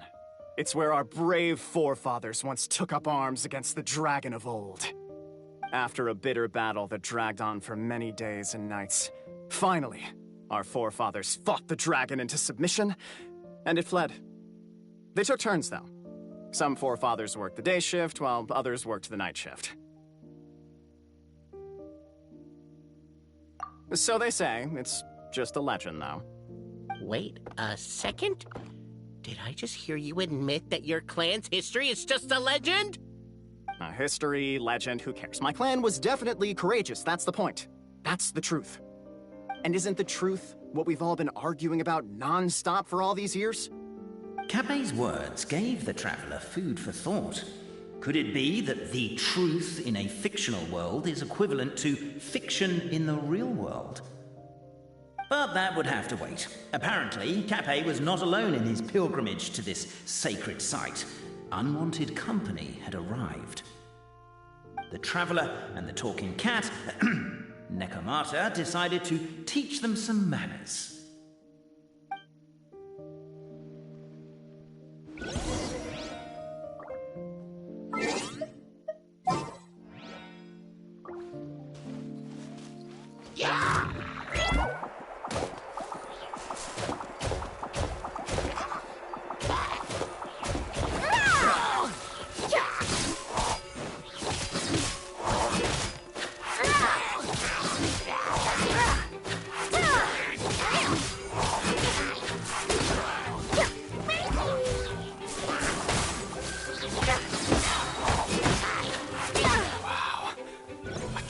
Display of heroism and valor.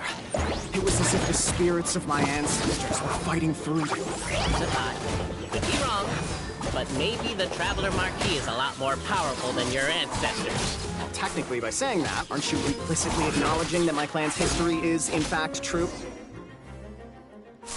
Your martial prowess and show of courage are a more vivid reenactment of my ancestors' feats that suit the modern aesthetic. Now, let's get down to business.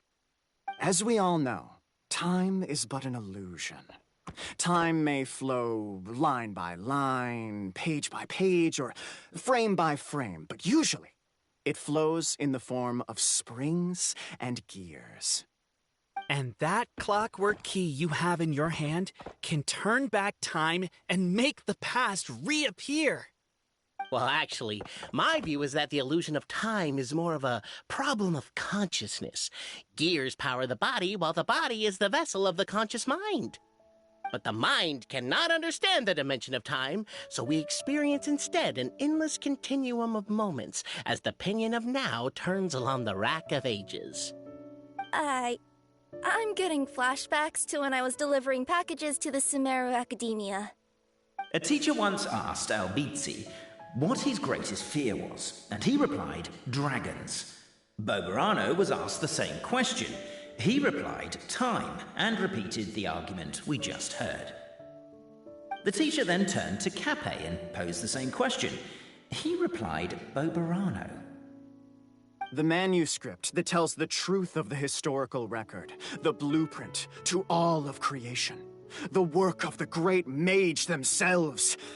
It can be found at the beginning of the Girac, and on the very first page of the book.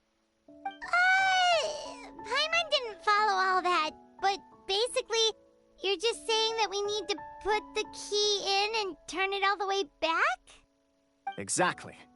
It is said that in the beginning, the goddess of creation took the goddess of fate's manuscript as a blueprint, placed it under the goddess of prophecy's starry realm, and generated the world from a few magic arrays. So in a few moments, when the great clockwork key turns the local time here back to the very beginning, we will restore the magic arrays back to their original configurations. Hold on, isn't stealing part of the blueprint of creation a little dangerous? Also, how are we supposed to know the original configurations of the magic arrays? Well, the general shapes of the configurations have been passed down over the ages. They now form the family crests of each of our clans. So you'll just need to reference my family crest and join the dots accordingly.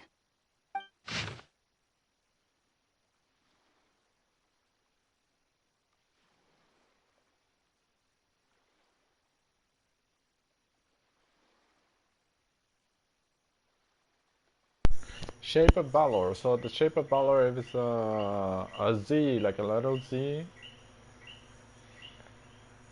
To address your other concern, when the house has already been built, do you really think that taking away the construction crew and blueprint will cause it to collapse? The Traveler Marquis prepares to insert the great clockwork key into the nearby keyhole.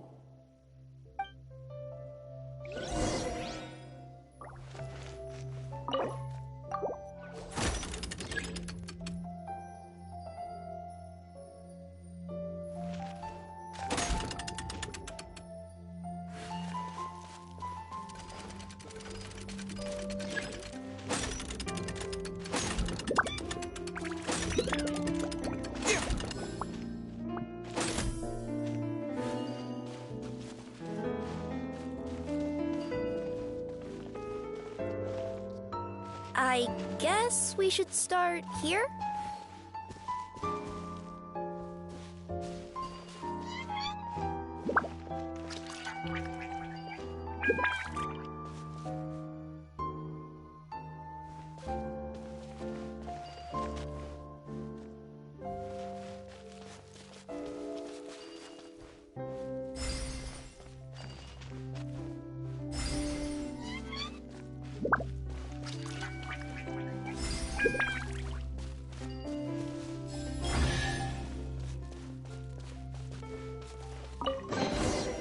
Is this an Behold, the sacred writings that record the truth of... No, wait. That have shaped the truth of history. Gather round and let us bear witness.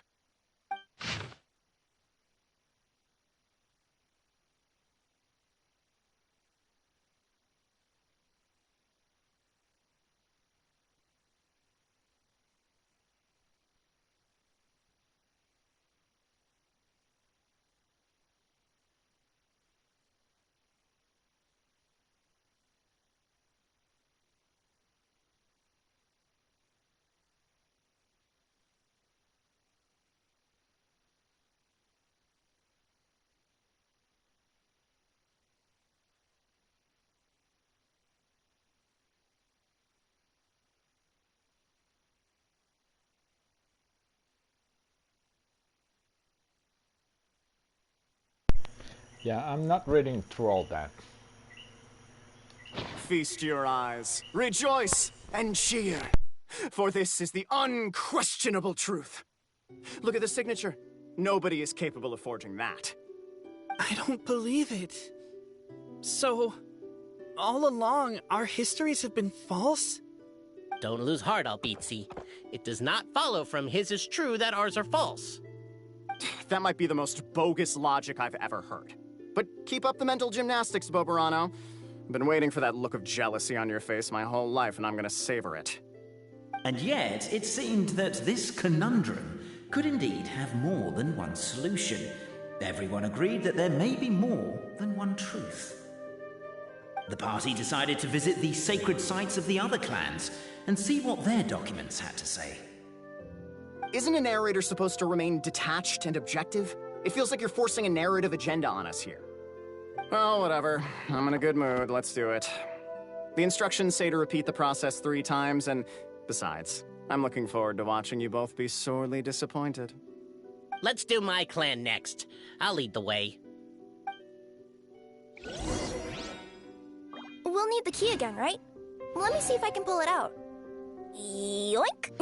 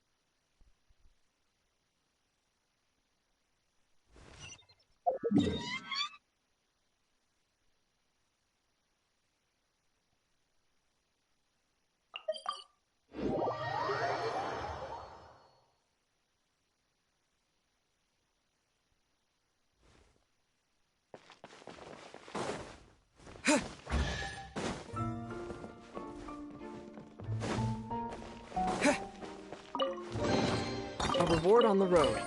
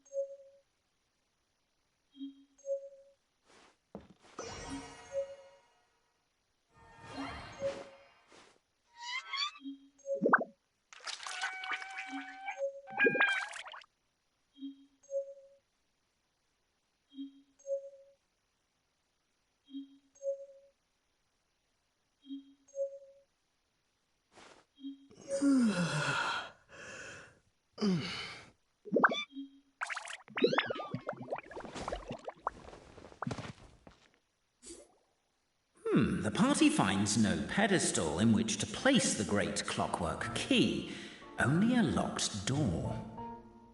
Where's your clan's pedestal? Let me guess, you hid it away in advance to save yourself the embarrassment of having it exposed as a fake? You done? Okay. Now, since my clan's main claim to fame is... Misinformation, half-truths, and fabrication.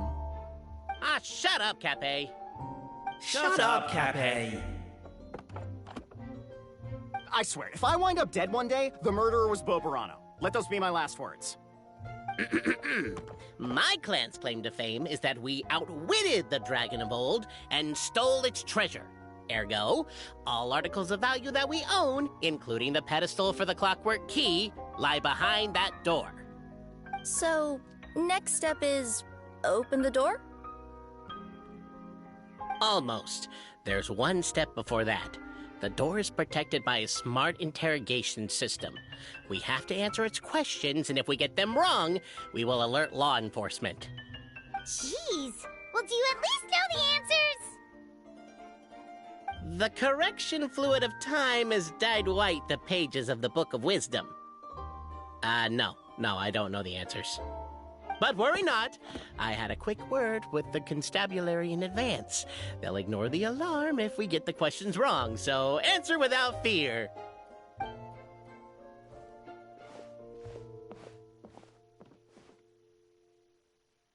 Question 1. Who is it?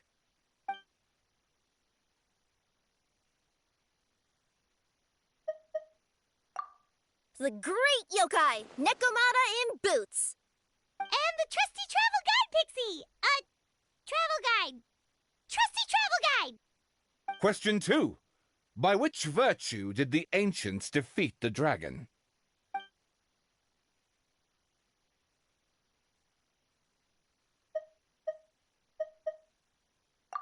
Oh, no, don't say that. Even though the writings you saw do prove that bravery has its uses. You do realize we can hear everything you're saying, right? If you say it out loud, you'll only set those three off arguing again. Thinking it is fine, but please promise me you won't say it. Question 2. By which virtue did the ancients defeat the dragon?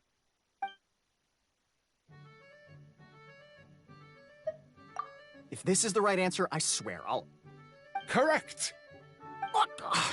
A barefaced lie. So low. Question 3. Which is more real? The fiction of the outside world, or the truth of this world?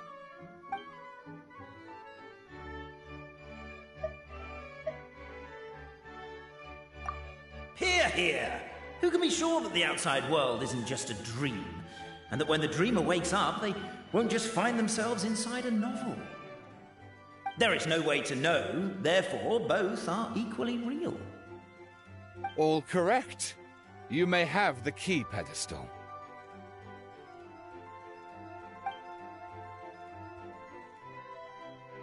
Traveler Marquis, you know what must be done. Please insert the great clockwork key. Oh, and this is my family crest.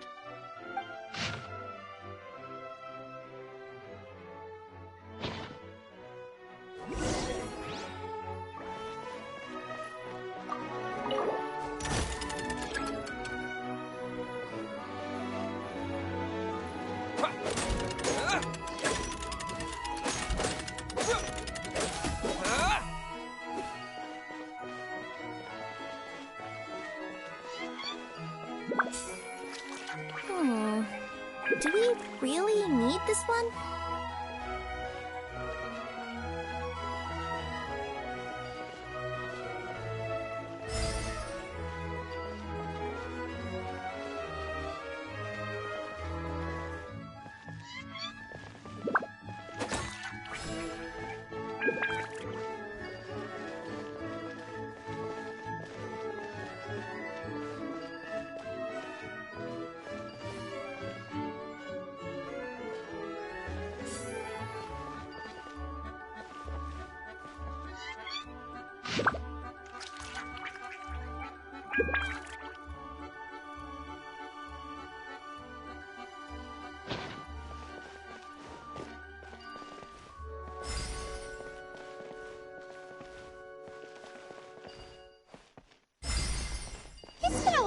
since our last adventure. Oh, Paimon wonders how Mini Durin is getting along in Simbulanka. Let's go to the Forest of Blessings and take a look.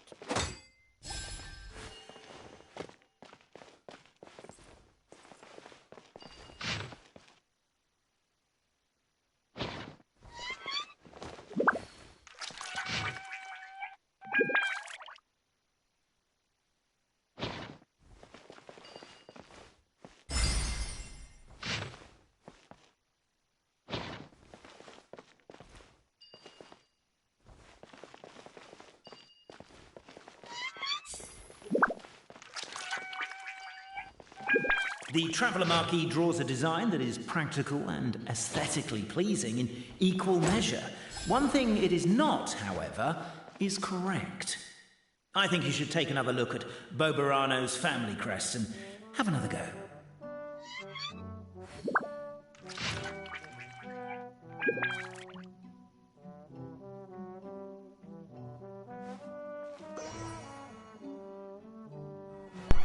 Alright, but which one's the starting point? How do I get to the starting point? You're supposed to find my healing.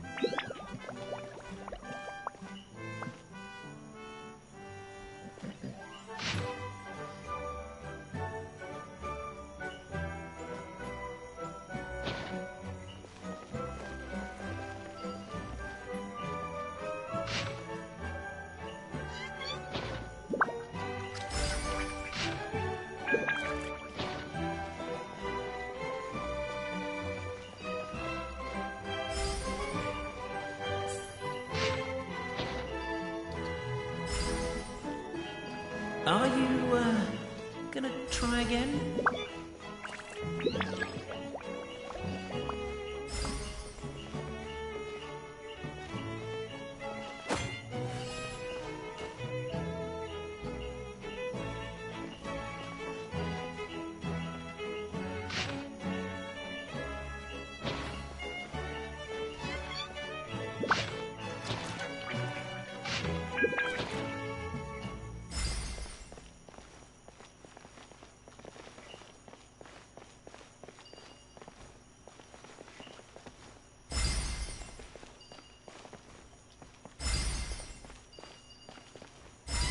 Are you, gonna try again?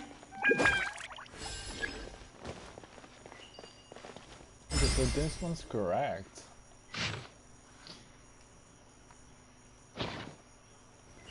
Wait, is it?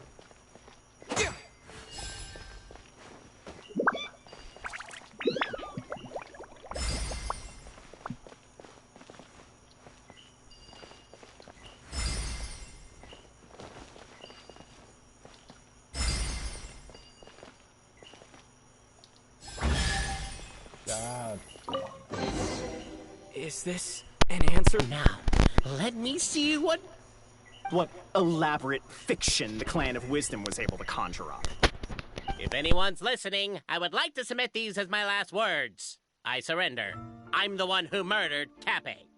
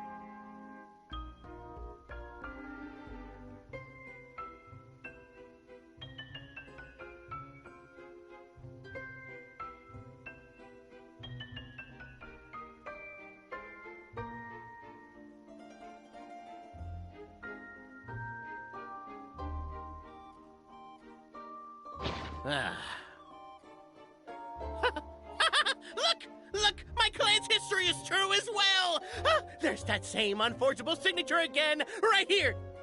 What? Oh, does this mean that my clan is the only odd one out? Given that my clan's wisdom is such a subject of ridicule in your eyes, I will now appeal to my own personal intelligence, which I believe far surpasses that of my clan at large, and make a prediction. It seems likely that the claims made by each of our clans regarding their history and virtue are all true. Boborano? How can that be? Oh, I get what's going on. Once, when I was drinking with Guji-ai, she bet me a round of dried fish that I couldn't guess which cup the umeboshi was under. Whichever one I guessed, I was always wrong, and Guji-ai would lift a different cup to reveal the umeboshi. But then, I learned later from one of the shrine maidens, Miyuki, that all of the cups had an umeboshi under them. Just goes to show, I still got a long way to go before I become a great yokai. Oh, don't mind Fox Lady. That's just her way of teasing you. Actually, that reminds me. We can now open these 3 treasure chests. And unlike the guessing game you mentioned, this one's not a trick. Cool. Well, once you've plundered the last of Boborano's family wealth, we can go to my clan's place. Guess I'll take the clockwork key again then. Yoink! A reward on the road.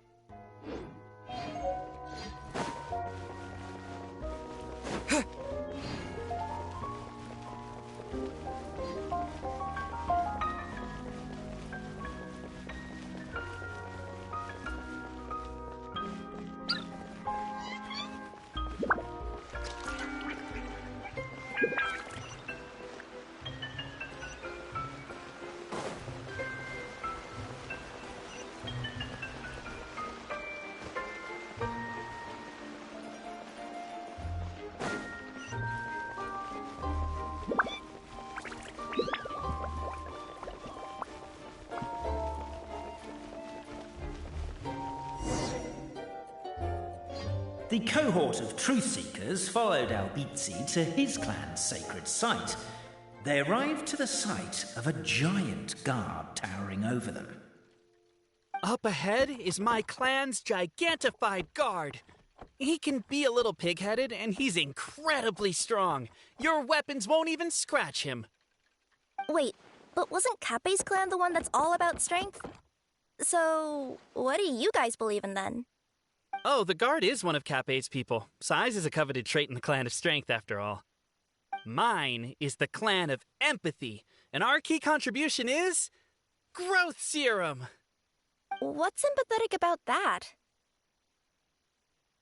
Our ancestors believed that, just maybe, the dragon of old didn't mean us any harm at all. Perhaps the dragon simply didn't notice us, since we are so very tiny. So, they drank the growth serum and grew even larger than the dragon. Then, they set the dragon down, calmly explained their perspective, and eventually taught it how to empathize. The serum isn't what it once was, though. Nowadays, it doesn't make you grow all that much, and it actually makes you lose your empathy. So, I advise we take a detour. Despite Albizzi's words of caution, somebody, no doubt, has other ideas. Surely we could avoid a conflict with the guard, they think to themselves. If we could just try... Everyone, I have returned. I come with the long-awaited Marquis and their followers to search for the lost origins of our clan. Well, we weren't told anything about that this morning. Get out of here. Leave us alone.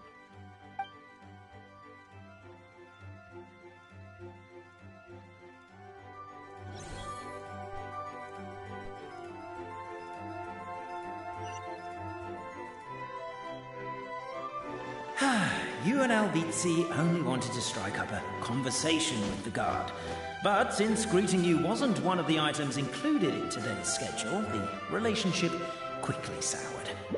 If you're just looking for a way in, why not consider taking the path on your left?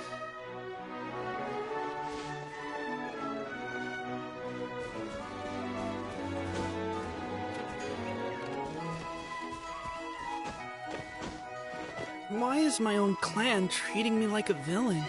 You've been away too long. We all have. Feels like we've been waiting forever.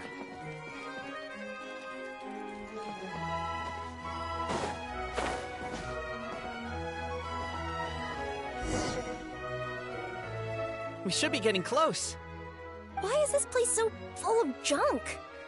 Are you the kind of people who never throw away the box when you buy something because you're worried you won't be able to return it without the original packaging? We'll never find the Oracle Pillars in all this mess. Never mind that. We have a more pressing issue.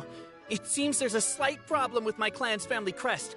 The Marquis may need to utilize their wisdom to solve the issue.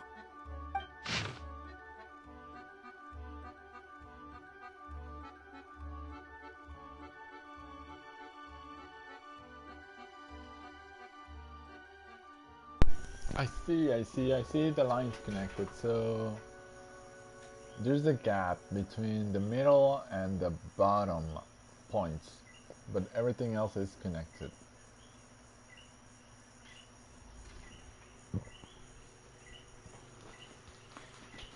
Wisdom too, huh? Well, you guys have a bit of everything, don't you? Except empathy.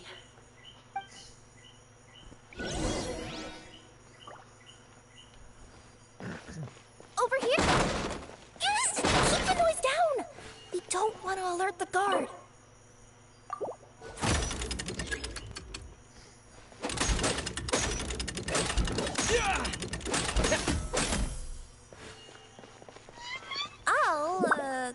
I'll go keep watch.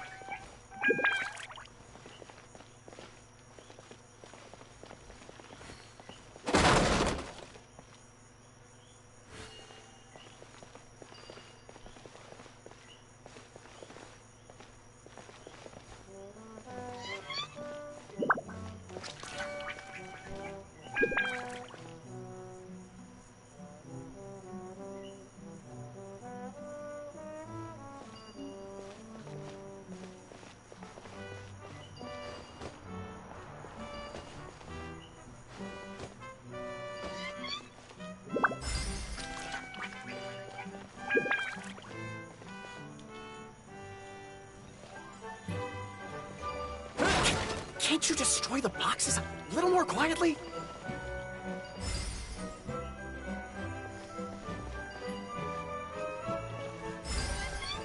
Apparently that was incorrect. But don't blame yourself, it's Albizi's clan's fault for taking terrible care of their family crest. How could they let something so important get so dirty?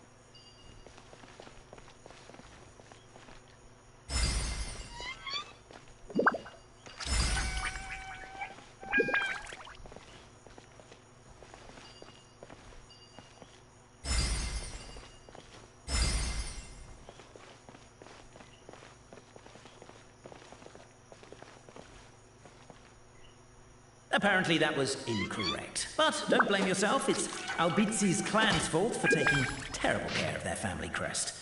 How could they let something so important get so dirty?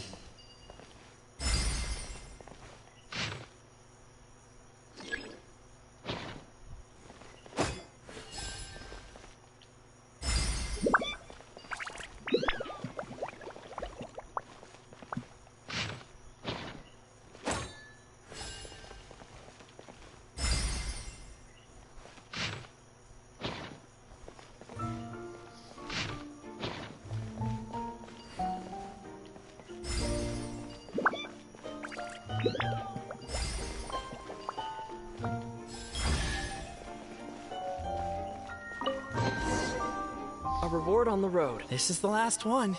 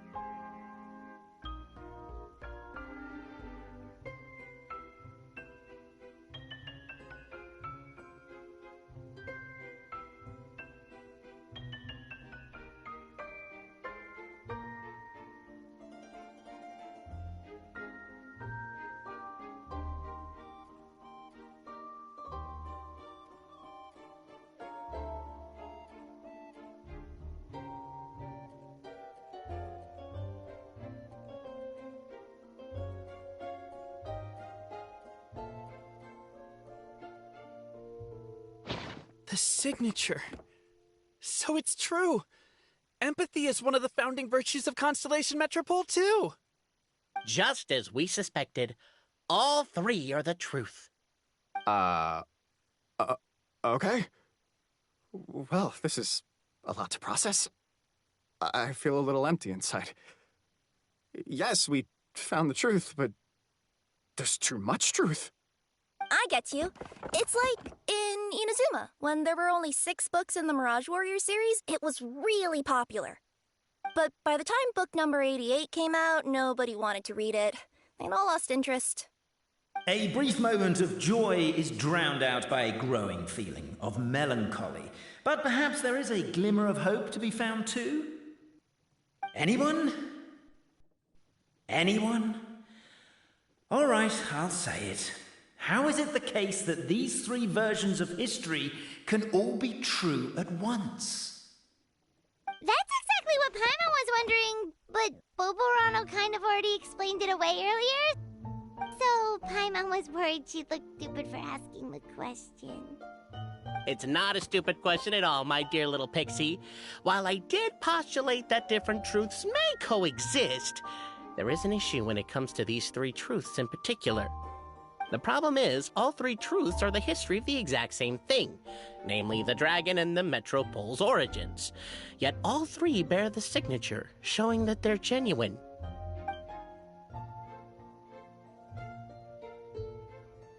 Suddenly, the sound of a bell rings out.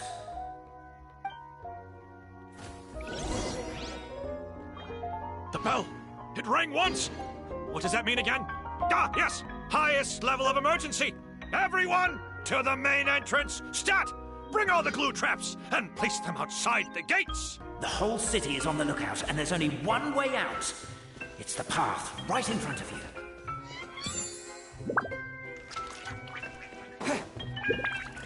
Why'd they ring the bell anyway? Also, why is 1 ring the highest level of emergency? Obviously because you have to respond fast when it's an emergency. It'd be a bit too late if they waited till the 99th ring.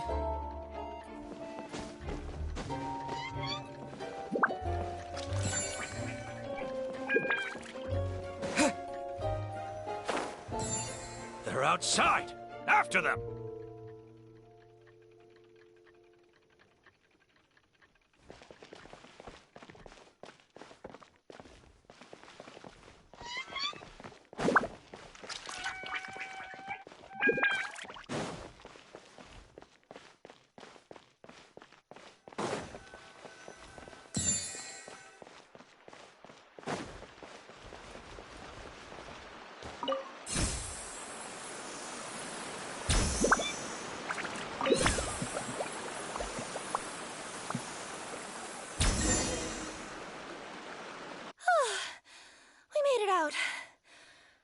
Still be needing this clockwork key, but I yoinked it out before we ran, just in case. Okay, but back to the truth problem. There are 3 conflicting versions of the truth, and somehow they're all still true. What is that supposed to mean? I don't know. I doubt anyone here in Simulanka could make sense of it. All we do know is that any manuscript bearing her signature has to be valid.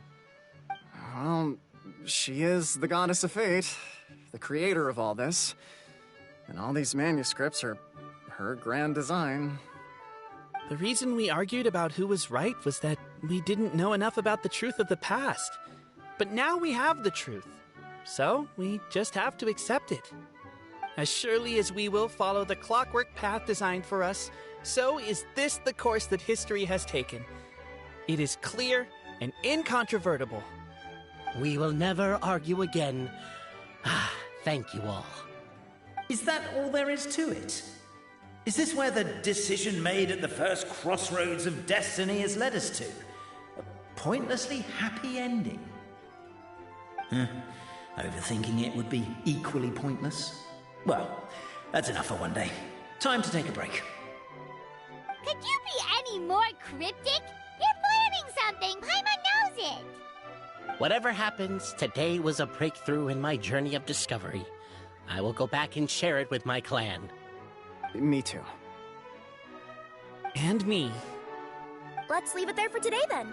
I'm sure we'll find out what else Mr. Narrator has planned for us tomorrow.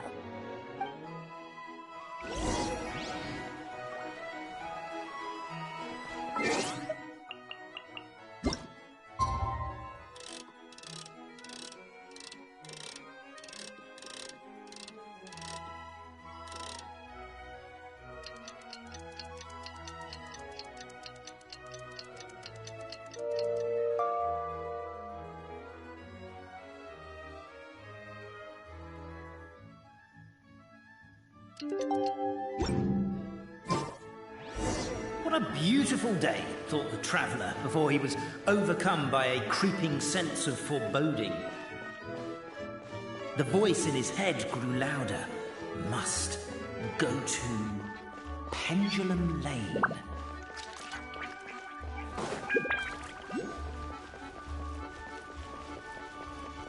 Pendulum Lane is just up ahead.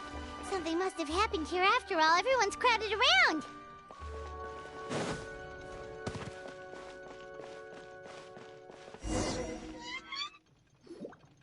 Oh my god, this is terrible! I don't understand. The three great clans of Constellation Metropole have finally made peace with each other. Who could have done this? What happened? Oh no, someone's lying on the ground. Cappy! How did this happen? Cappy, you idiot! Wake up! You need to revise your last words or everyone's gonna start suspecting me! Last words? What did he say? If I wind up dead one day, the murderer was Boberano. Ugh, you could have at least pretended to not remember it. I'm sorry, Boberano, but this is an interrogation. I have to give the detective straight answers. Don't worry, Boberano. I don't consider you a suspect, nor do I have the authority to charge anyone with a crime. So, are you the last people to have had contact with him? My sincere condolences. You were travel companions, right? It's a real tragedy. I'm afraid he'll be out cold for another hour and a half, at least. Huh? Yeah, I know. It's despicable. Hitting someone in the back of the head is the second worst act of cruelty there is. The first being replacing their gear oil with extra strong glue. So, Cappy's not dead? His gears, metal frame and shell are all still in excellent condition. It's just his energy supply that's been all messed up. Wait. But surely you can't be suggesting that just because Cappy isn't broken, there's no need to go looking for the culprit. No! There's a need! Huge need! Unfortunately, this is rapidly turning into a cold case. There's no evidence and no witnesses. Unless there's an official clockwork pedestal, the goddess of prophecy around here somewhere. Excuse me. Then suddenly the long-lost dragon of old flew across the sky. Where? I didn't see anything. Wait, why can't I move? My mistake. was just a cloud. Or a bird. Or something. If only we could turn time backwards and replay the crime. Isn't that one of those, clockwork socket things right behind you? Ah, so it is. No wonder everyone here is suddenly struggling to move. Traveller, if you please, let's recreate the crime scene.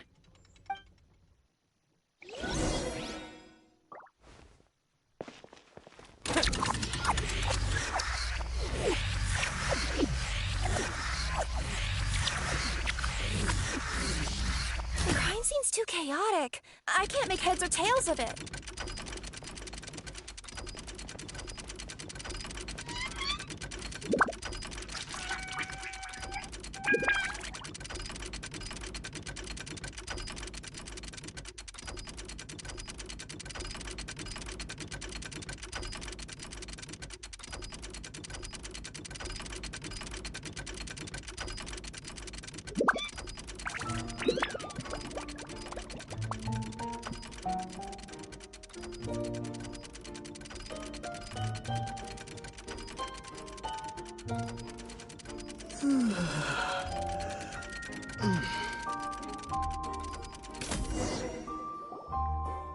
Well, that clears it up. Cappy was walking along the street, and he suddenly collapsed. He was faking it. What? So case closed? Aren't you supposed to investigate a little more first? Well, we literally replayed the crime scene and saw it with our own eyes. There's no need for any evidence gathering or powers of deduction now.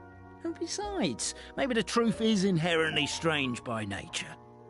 Like how Constellation Metropole has 3 histories, each of which is the truth. But didn't you say Cappy was struck in the back of the head and knocked unconscious? For all I know, he could have bashed his head against a toilet bowl before leaving the house, then walked here in a daze before finally passing out. As for why he might have done that, my guess is...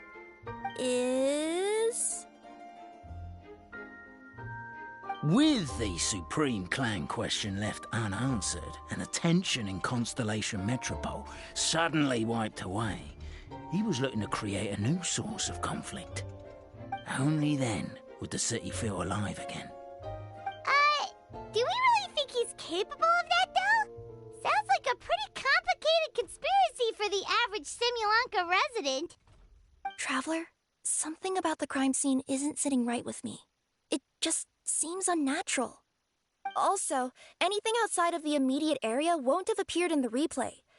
Is it possible that something was missing from the scene? Why don't we search the area? Wait, what are you doing? Oh, we're gonna head to Cappy's house to check the toilet bowl for signs of an impact.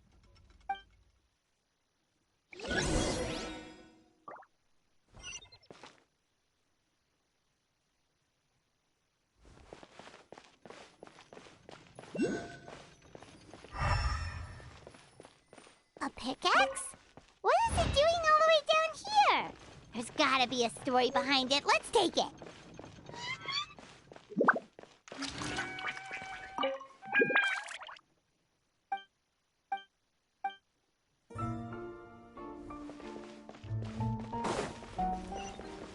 There's a spear here. It looks so mysterious. Let's take it.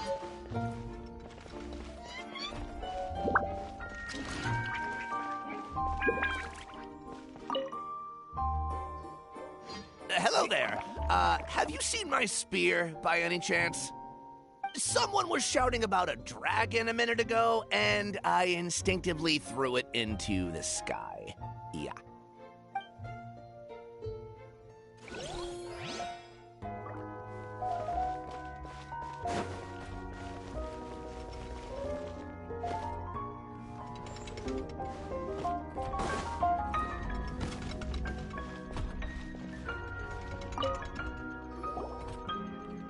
You're not from these parts, are you?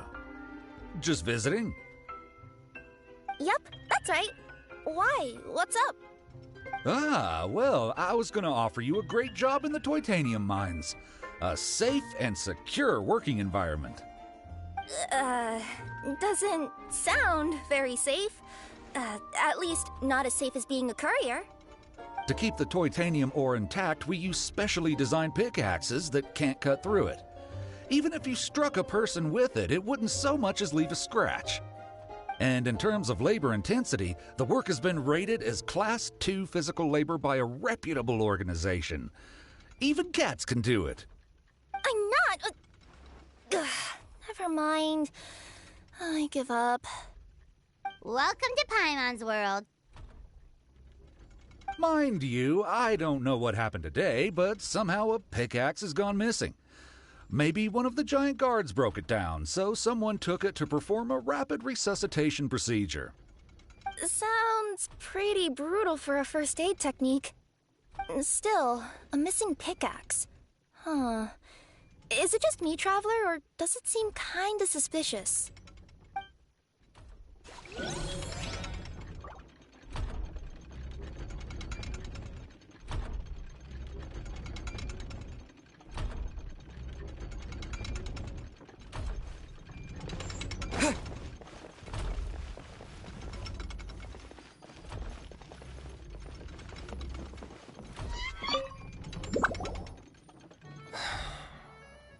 Come here.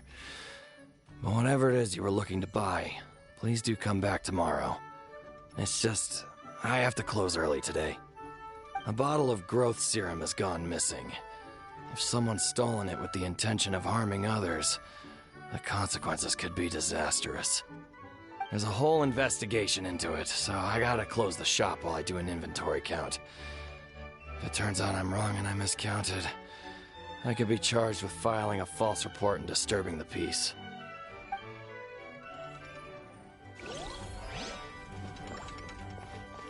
There's a strange potion bottle here. Looks so weird. Let's take it.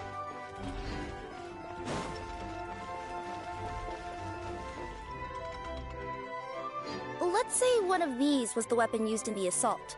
Which one do you think it is?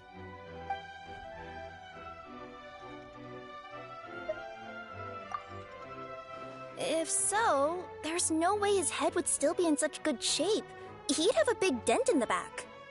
And if the guard is to be believed, he had the spear in his possession right up until that guy shouted about the dragon. Let's say one of these was the weapon used in the assault. Which one do you think it is?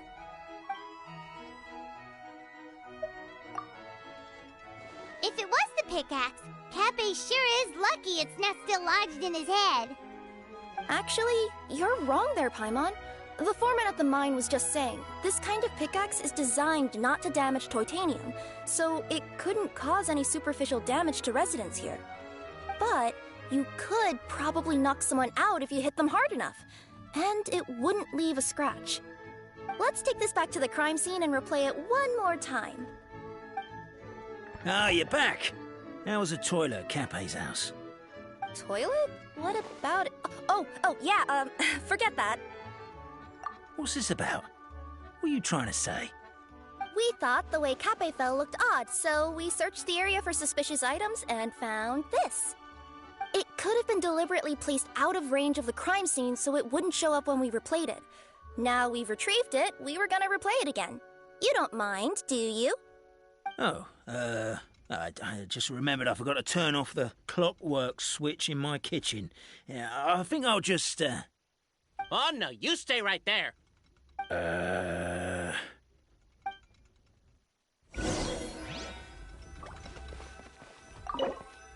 We should be good now.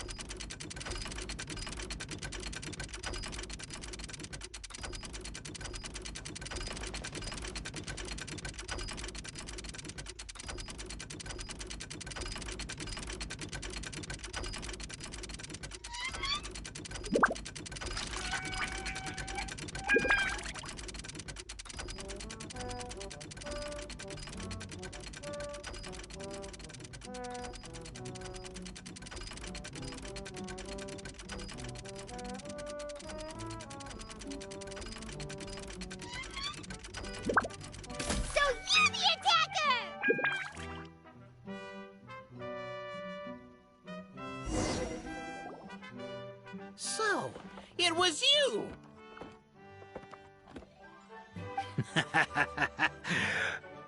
I would congratulate you for cracking the case, but since I did such an abysmal job of covering my tracks, didn't exactly have your work cut out for you. So, all I can say is... Catch me if you can!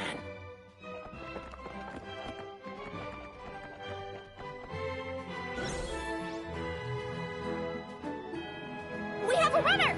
That's it! Let me at him! The would-be Marquis of Carabas dispatched the Necromancer in boots, who ran off in pursuit of the poor little minion.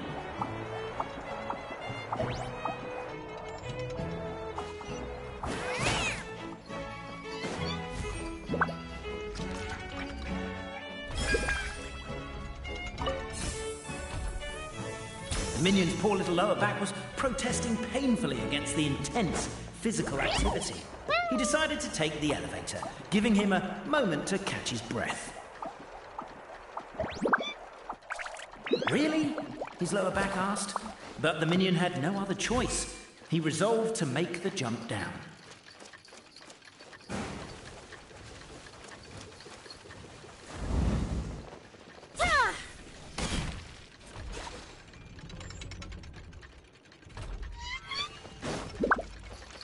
By this point, the Necromancer in boots was gasping for air. The minion was huffing and puffing, even more loudly.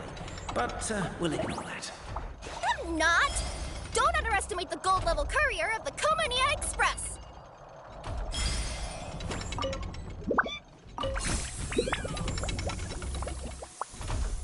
A characteristically catty response from the Necromancer. Tell me, what do you hope to gain from bullying me? I get to let off some steam!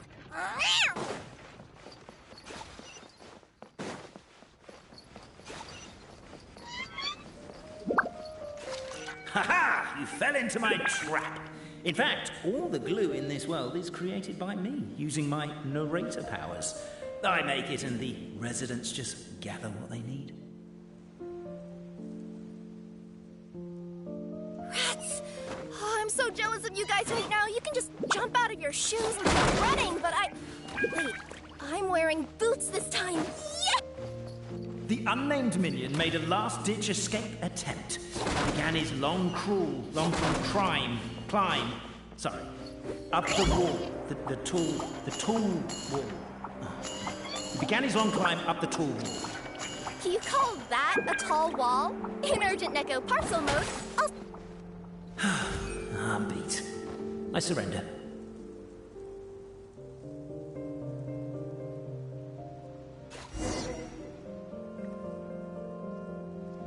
You've got nowhere left to run. All right. I confess. That was fast. Getting caught by you here was a backup plan. I don't know if what I've done will make things better or not. Time to come clean. I am the narrator, the one who's been guiding you all this time.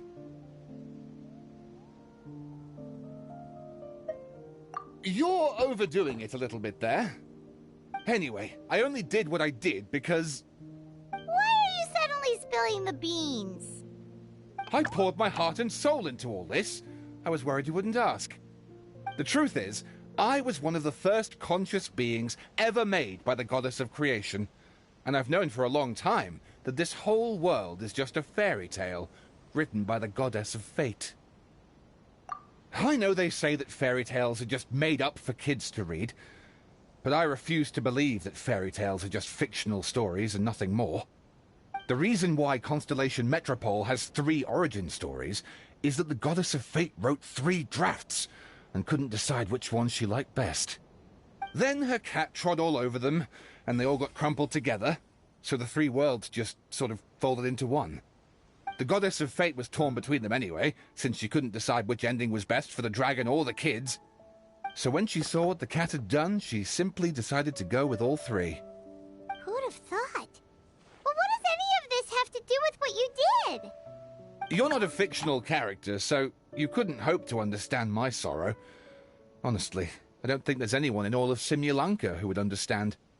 Every day that I experience, every interaction I have with another person.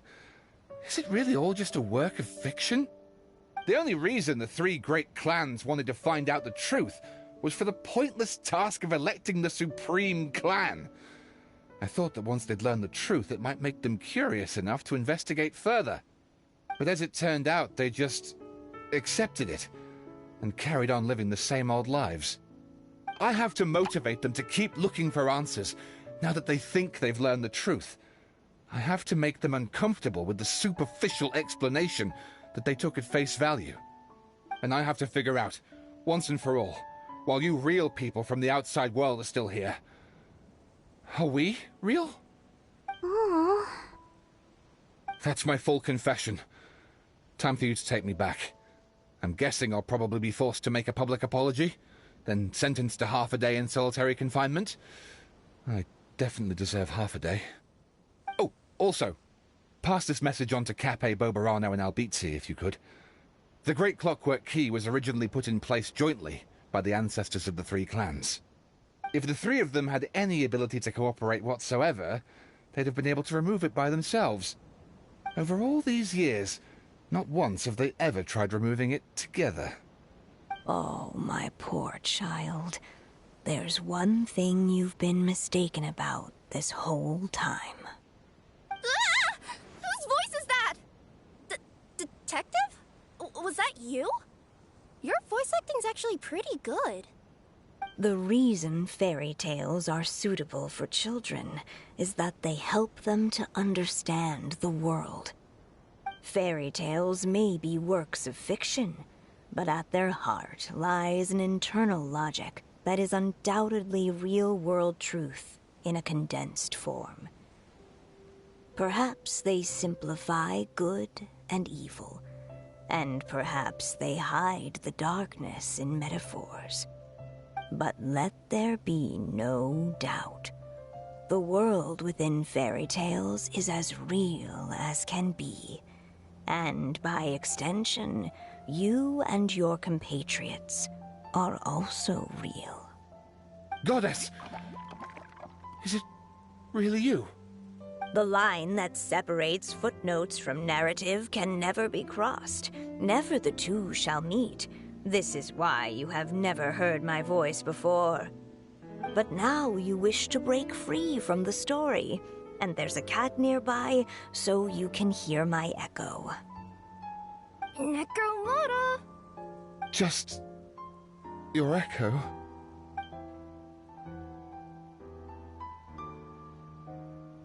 Oh, poor detective. So, we are a part of the real world too.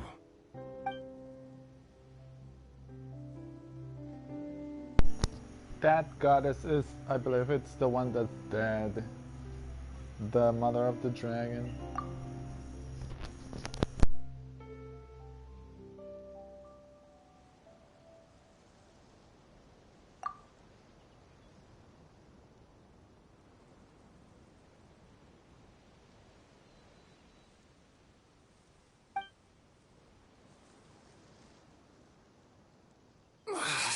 My head's spinning. Albizzi just gave me a quick rundown of the situation. So you caught the detective? Sorta. We chased him until he surrendered. Oh, and he asked us to pass on a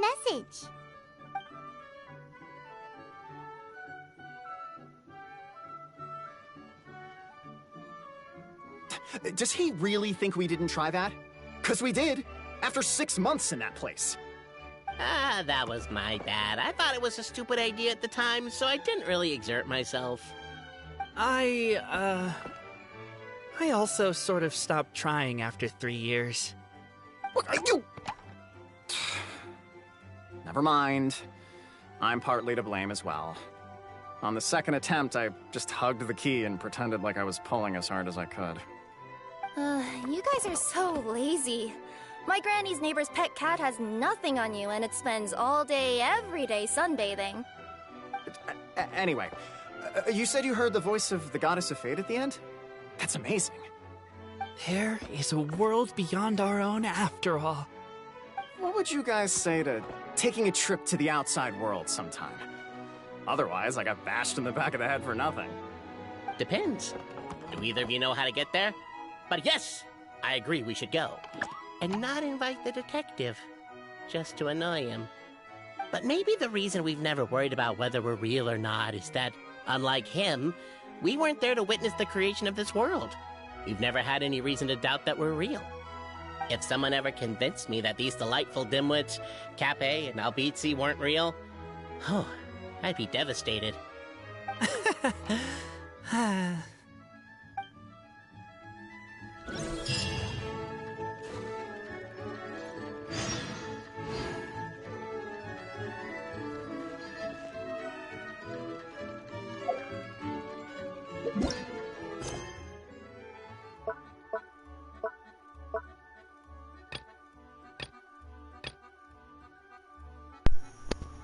Wait, there's more?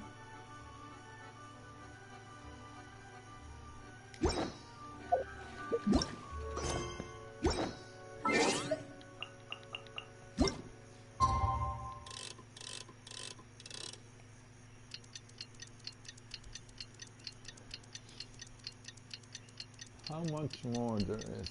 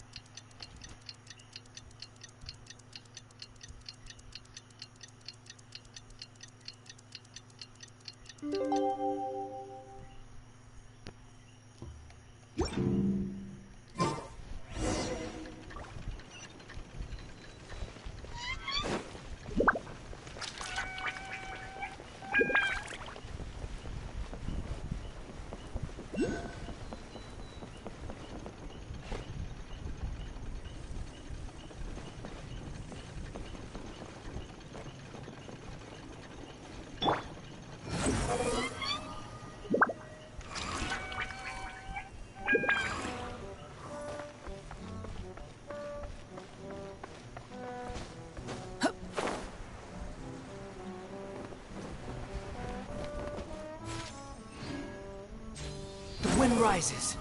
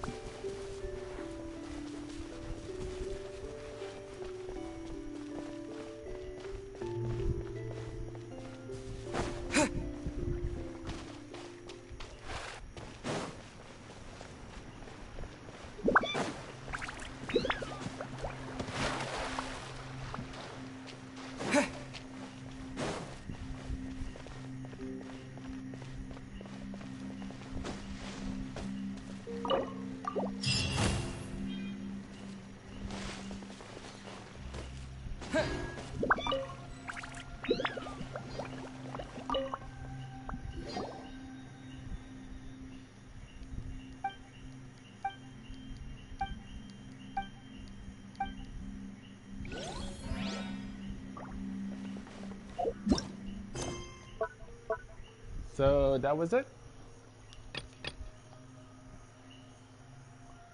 Smolanka returned to the Forest of Blast in search for the mini drain.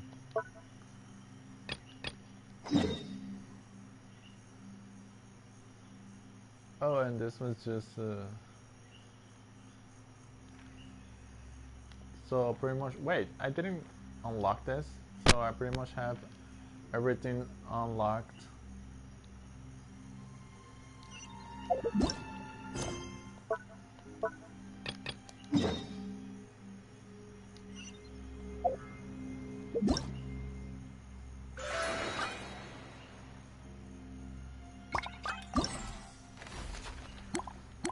Wait, there's something unlocked. Progress, multi skills, and tasks. Appendix to unlocked. Oh yeah, that's.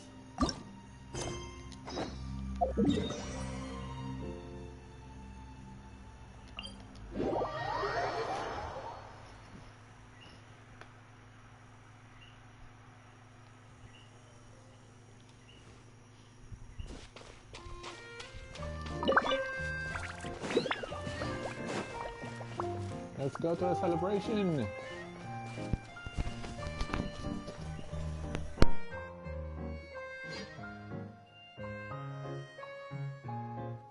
Here's your 2 magic tonics. Why, thank you, young lady. Wait, and might I Kaya add that you're looking and, quite lovely Jean? today. Jean, come on, take a seat and let's have a drink. I ordered one for you as well. But is this really appropriate? I mean... Still worried about Klee? Relax. Albedo's with her. She'll be fine. Kaya and Master Jean! What are you two doing here? Oh, look who it is. The Traveler and Paimon. You must be the pleasant surprise that Miss Alice told us about. Greetings to you both. This is one place I didn't expect to run into you two. The locals here have been talking non-stop about some brave heroes who saved the world. Let me guess. You two have been up to your old tricks. Well, not just us. We only played a small part. You could say we were 2 members of the Heroes Adventure Team. Still sounds mighty impressive to me. As ever, our honorary knight is making us proud wherever they roam. That's right. We received a letter of invitation from Miss Alice, proposing that we take Klee for a vacation in Fairyland when work dies down. I wasn't sure what she meant by Fairyland at first, but if my eyes are not deceiving me, she was being quite literal. Klee ran off excitedly as soon as we arrived. I'm a little worried about her, but Albedo insisted he would look after her while we do our own thing. We could hardly say no to such a considerate offer, so I took it upon myself to bring Jean to the nearest tavern we could find. Any excuse for a drink, huh? Well, we are on vacation. It's only fair that we get to indulge ourselves a little. You're right. I should make an effort to relax and unwind. It's what Miss Alice would want, after all. Oh, wait, Kaya? What exactly did you order from the bar? The house special, of course. Best way to get a taste of the local culture.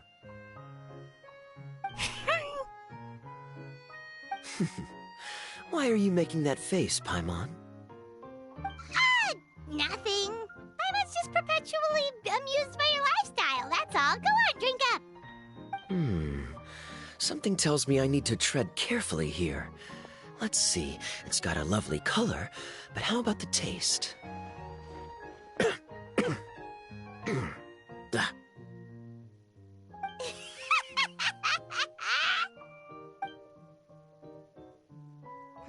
I think maybe I'll pass. But it's such a shame to waste it. All right, Paimon. Well played. Well, Paimon got burned too, if it's any consolation. It's nothing personal. Oh, by the way, we weren't the only ones who got invited here. I saw Kale earlier. She didn't see me, though. She was making a beeline for that big tree. The Kingdom of Breezes and Bells, you mean? Oh, this is turning into a huge reunion! Maybe we should go say hi to her! All right. Well, give her my regards. Thank you. Enjoy your time here, too.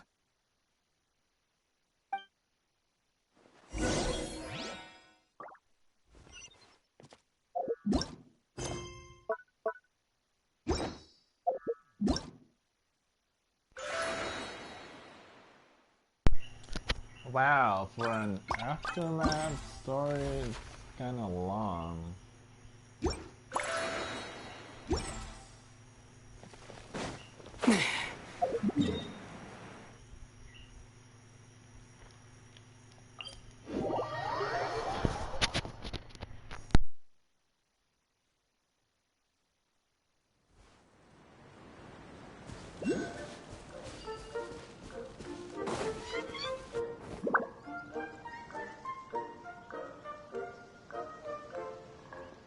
The structure of the tree houses here is nothing short of amazing. I have to write it down so I can tell Master Tighnari all about it later. Hey, Kale!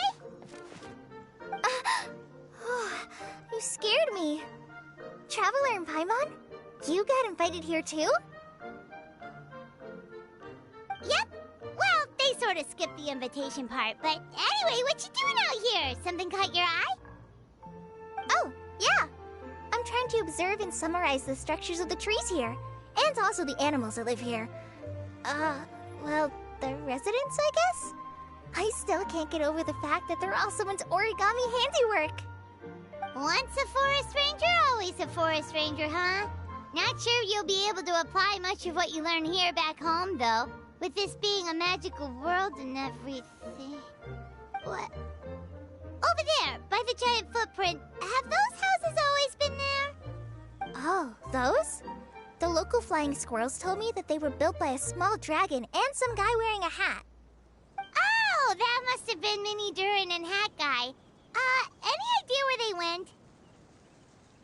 Supposedly, after building the houses, they went to somewhere called, Constellation Metropole? Did I say that right? Yep, you got it. Oh, also, when the locals mentioned the dragon, did they seem at all, did they say how they felt about him at all? Now that you mention it, the atmosphere changed a little when they talked about him. Oh no. They mentioned some stuff along the lines of past misunderstandings and welcoming new members. I only just got here, so I know very little about what has happened in the past. They seemed genuinely grateful for the houses, though, and said they were going to plan a welcome party. Oh, thank goodness. Whew. Sounds like the forest has begun to accept him. It's a step in the right direction. Are you looking for that small dragon?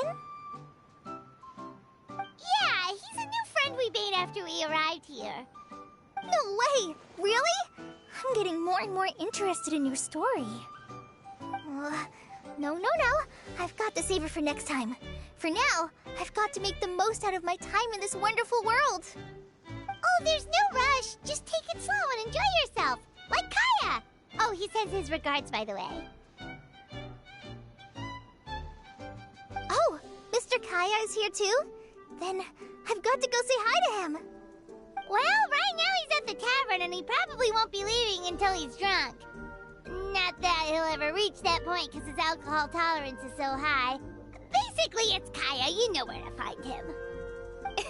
You make a good point, Paimon. Then I'll focus on exploring for now, and go catch up with him later. Shall we go pay a visit to the Metropole Traveler? Maybe Minnie Durin and Hat Guy are still there. Oh, right. By the way, something pretty interesting has been happening in Sumeru recently. Master Tighnari has been working really hard on it, so if you have time, definitely go and check it out. Sounds good. We'll find some time in our schedule. Of course. See you later.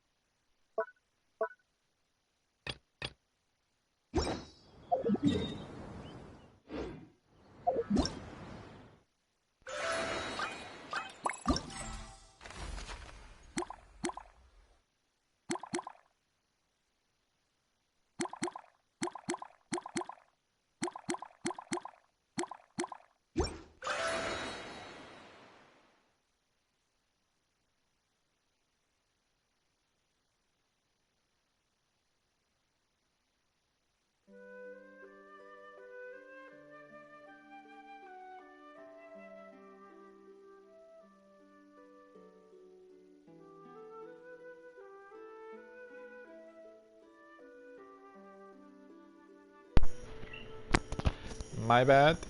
It was off. The microphone was off. So basically, it's getting late, and I have to end the stream. We only have left like pretty much the aftermath, so should be short.